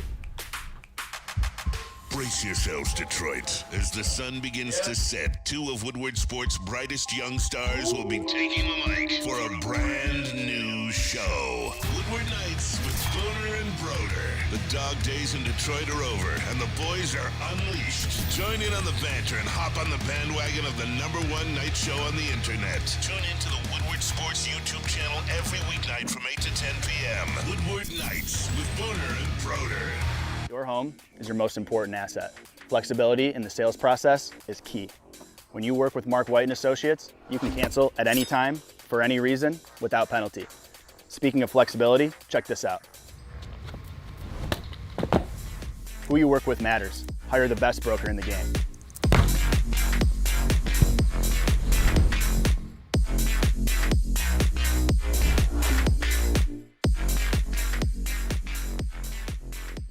Now, coming to Woodward Sports, Woodward and Main Street, the Woodward Sports Network Detroit Lions show. Let's go! Catch Gabrielle D. Phillips, Matt Broder, and Terry Foster for all the latest news on your Detroit Lions every week. Only on the Woodward Sports Network YouTube channel and woodwardsports.com.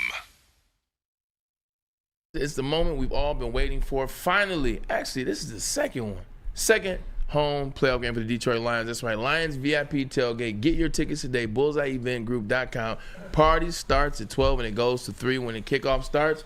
It's time to get outside. It's time to watch the Lions do their thing. It's at Eastern Market, Shed 5. It's a hell of a time. Come down. WSN will be in the building. You never know who you will see. So you got to get your tickets, though. bullseyeeventgroup.com, sponsored by Long Drink. Well, I knew it felt right. The first phone call we ever had after, he'd been hired and then I got hired. And so really before that we had a phone call. It was really right before I was that I took the job, and it was just kind of an intro. I could tell, there's, for a first phone call for somebody that you don't know yet, we have mutual contacts. We have people that both of us, we have mutual friends that we have a lot of trust in. And it was, I could tell it felt like it was going to be right. And then once I got around him, it was, I could feel that early. It's one of those, well, if this is who he is and this doesn't change, we're going to be just fine. And sure enough, he's everything that I thought he was going to be from those first meetings, everything that I'd heard about him. And it's just, we're fortunate, but it's also it's a great job by Sheila, Chris Spillman, Rod, those guys identifying that they felt like we would be compatible and that we saw things very much alike, and we do.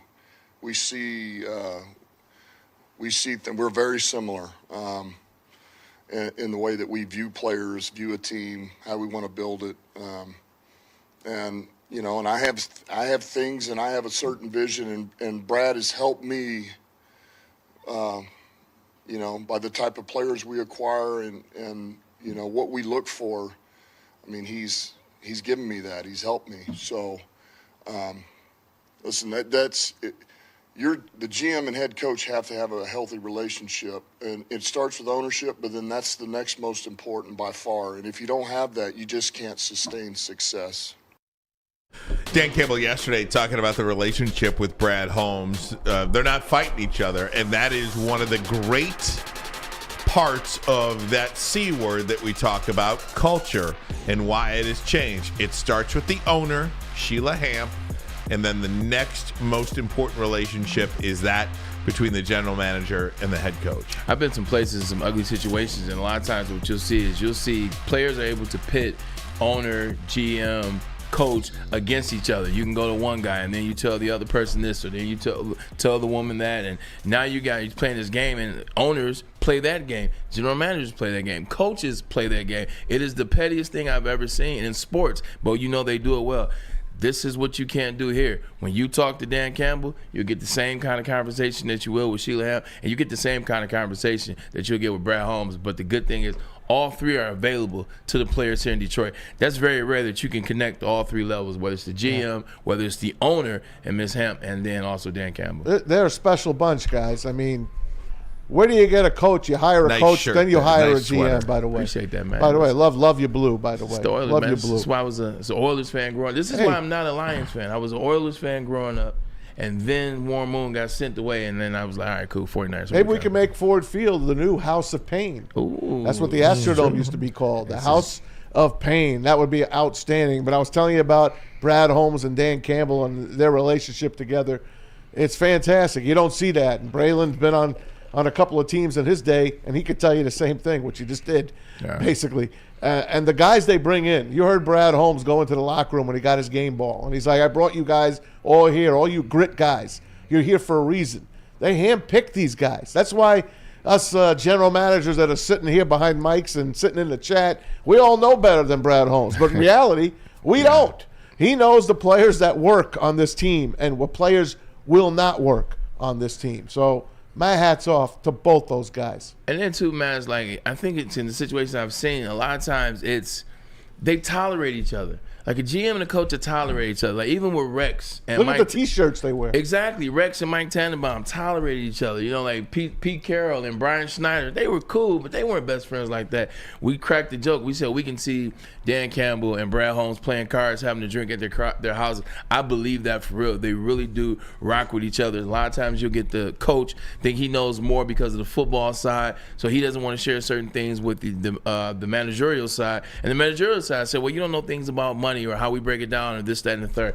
They just talk about everything. And I think when you have a relationship like that, communication in any relationship is key. And they got the best communication in the league in my estimation. Part of that is a hierarchy too, right? When you are general manager, coach, general manager, coach, assistant coach, you want to be able to have power over the next person. True.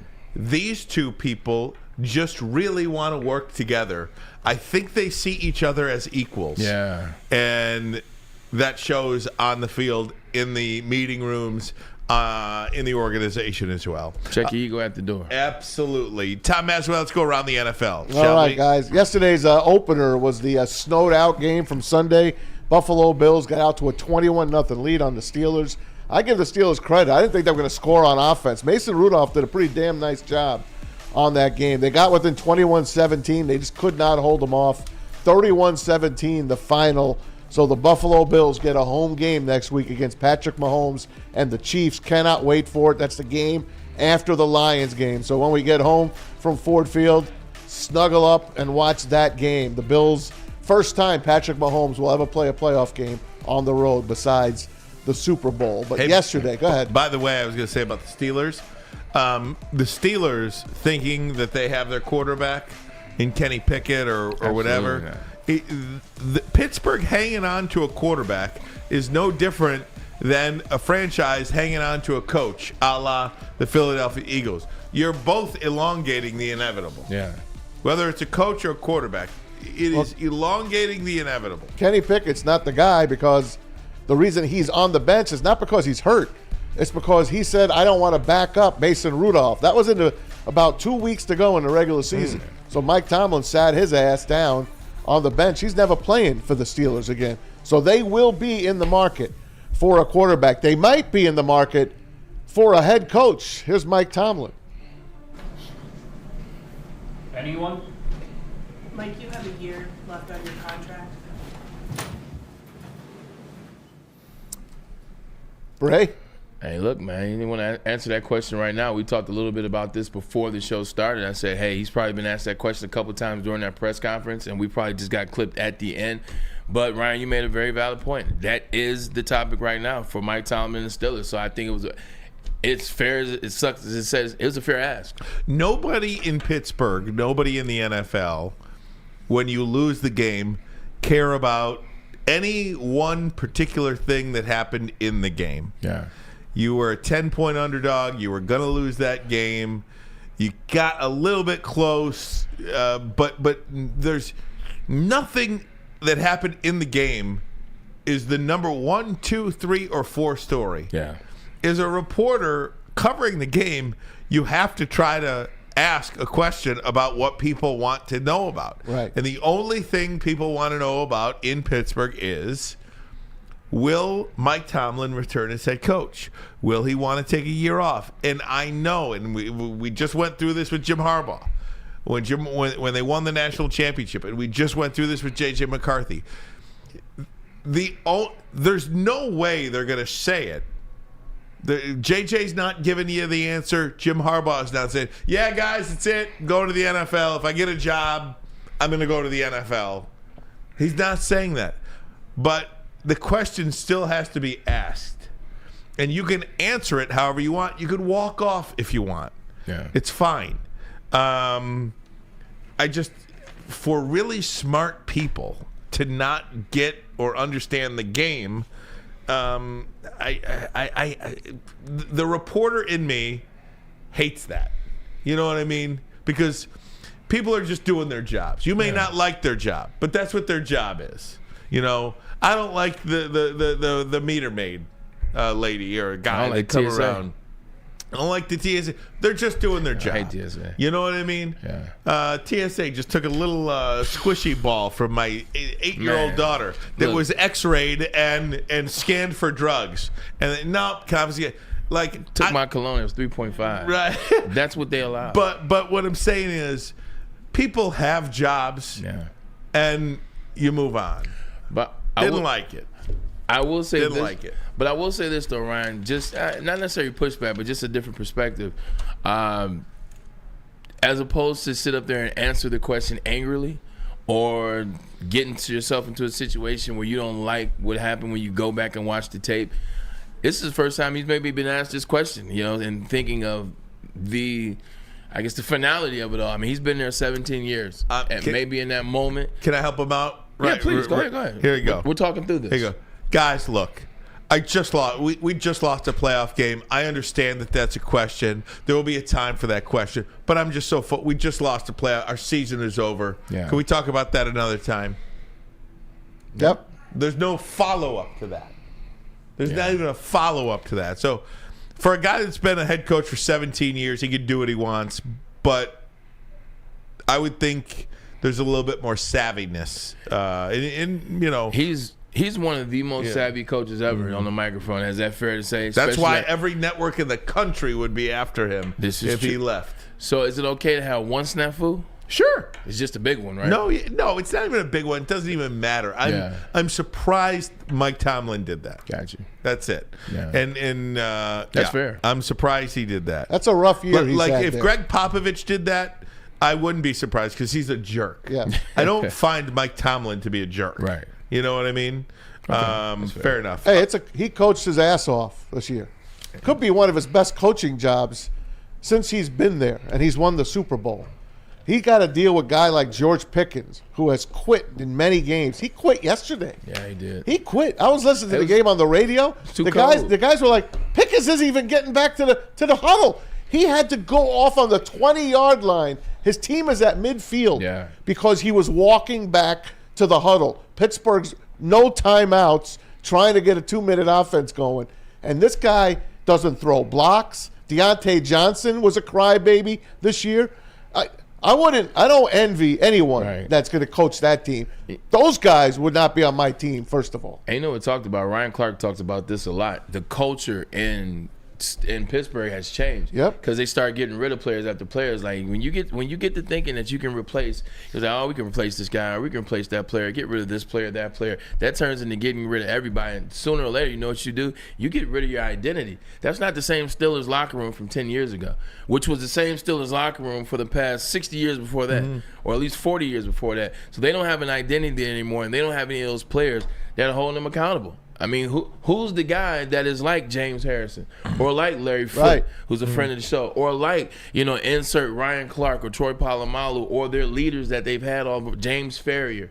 They don't have those leaders like that anymore. So that culture. Ben Roethlisberger. On offense, the Pouncey twins. That culture, they're not scared of. Quickly, Mike Garofalo of the NFL Network said today that in a team meeting, Mike Tomlin told the Steelers players speculation about him stepping away is unfounded, and he plans on coaching the team in 2024, which even further exudes my point. Yeah. Just say, I'm going to be back. I'm going to stop this nonsense right now. Yeah. I will coach the Steelers next year. Yeah. You know what I mean? Pickens and Deontay Johnson ain't going to be there. No, they ain't. No, they ain't. All right, guys, I got to get a break. We'll come back, wrap it up. But first, a message from Mark White. Correct. Dreaming of a new home but feeling the financial pinch? Mark White and Associates, your trusted real estate experts, are here to help.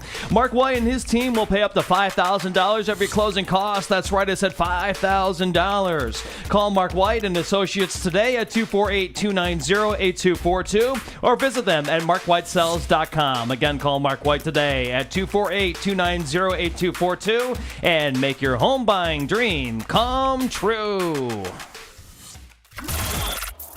Woodward Sports' own Tom Mazaway and Sam Stick Day will be hosting our Lions postgame show after every Lions game all season long. Tune into the Woodward Sports YouTube channel for his hot-off-the-press takes, game analysis, and Kool-Aid sipping celebrations.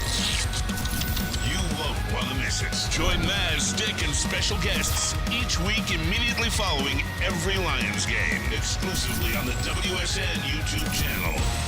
Any Lady Jane's Haircuts for Men for an award-winning haircut experience from one of our talented stylists, and register for a once-in-a-lifetime opportunity to win an all-expenses-paid suite for the 2024 NCAA tournament for you and 5 of your best buds. That's right, college basketball's most elite event. You and your 5 best friends just get to any Lady Jane's today for an award-winning haircut experience and automatically register to win the trip of your dreams. Lady Jane's Haircuts for Men open 7 days a week. Walk in anytime. Lady Jane's, it's wicked awesome.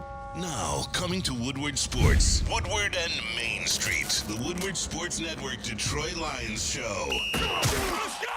Catch Gabrielle D. Phillips, Matt Broder, and Terry Foster for all the latest news on your Detroit Lions every week. Only on the Woodward Sports Network YouTube channel and woodwardsports.com. Hey, gang, I want to tell you about us here at Woodward Sports Network and all the great merch that you can get. All you have to do, woodwardsports.com, go to the shop tab, hoodies, tees, hats, guaranteed to turn heads. Latest designs today, woodwardsports.com. Click on that shop tab. All right. Woodward Sports Network. Ryan Ermanni, Braylon Edwards, Tom Mazaway, Pete Spivak. We got Kool-Aid here. And bravo, every time I see Kool-Aid, I think about those Detroit Pistons. Oh, They Kool-Aid. got one last night. They got They got an easy one, too. It was a blowout without Cade and without Bojan Bogdanovic, man. Maybe they need to get rid of Cade. Trade Cade. Oh, boy. Trade Cade. Don't do that. I'm just kidding. Hey, Kool-Aid, what are they going to do kidding. now that they made that lopsided trade with the Wizards for 2 guys that can't play anymore? What are they going to do now? What's next? What's on Troy Weaver's mind now? Look, what we're hearing is that this was more of a table setter for something else to come. Oh, the table setter. It says it gets them from underneath Bagley's contract to $12.5 million this year and next year. And the 2 players that were incoming are both expiring contracts. So they become easier to kind of make deals. There are some players they're looking at. They've been linked to players like Siakam, like Tobias Harris. They're looking for some forwards. Why does Toronto want to get rid of Siakam? We had Tobias Harris already. That ship is sailed. I feel that too. Pascal Siakam is like a great player. He's a really good player. Supposedly they're ready to kind of start over and build behind Scotty Barnes. Yeah. And Siakam is rumored to not want to kind of be there. So and that's why they got rid of Fred VanVleet last year. If he doesn't want to be in Toronto, I can't imagine he's going to be clamoring to come to Detroit. He won a championship. I just don't know. I don't know. Would you let Troy Weaver make a deal at this point? Nah. That was what my latest article was on, actually. Should Troy Weaver be the one to kind of spend all this cap space that the Pistons are going to have? And I believe that the litmus test right now has to be what he does during the trade deadline. And that's just because he's going to get that chance. But if it kind of flails again, how can you trust him going into the offseason with some of the most pivotal offseason in Pistons recent history in the last 15 years? He has to pass something for us right now. No doubt. By this trade deadline. He wouldn't have made it into the season with myself, but since you did allow him to make it to the season, you're absolutely right. What he does in this trade deadline is going to be very pivotal to his future here. So, look, fingers crossed. 4 wins and 36 losses, and he still has a job. I don't ask for people to lose their jobs, but I'm not letting him make any more trades. No. I'm just not. No, I'm not either. I'm not. I'm afraid he'll get rid of Jalen Duren. Although I will say this about Troy Weaver, just in a positive sense. Asar Thompson, Jaden Ivey, and Jalen Duren are really good young players. I feel like they are. I don't think Thompson even plays anymore. Do they fit together? Maybe. Sasser's a good player too. Yeah. Either way, figured it out though. Either way, I could be totally wrong. But anyway, you wouldn't be the first. Guys, we're done with the show. We are. The show is over for over. today. I'm done. It's over. We have concluded all the words The that show we could is over. possibly say. The show is over.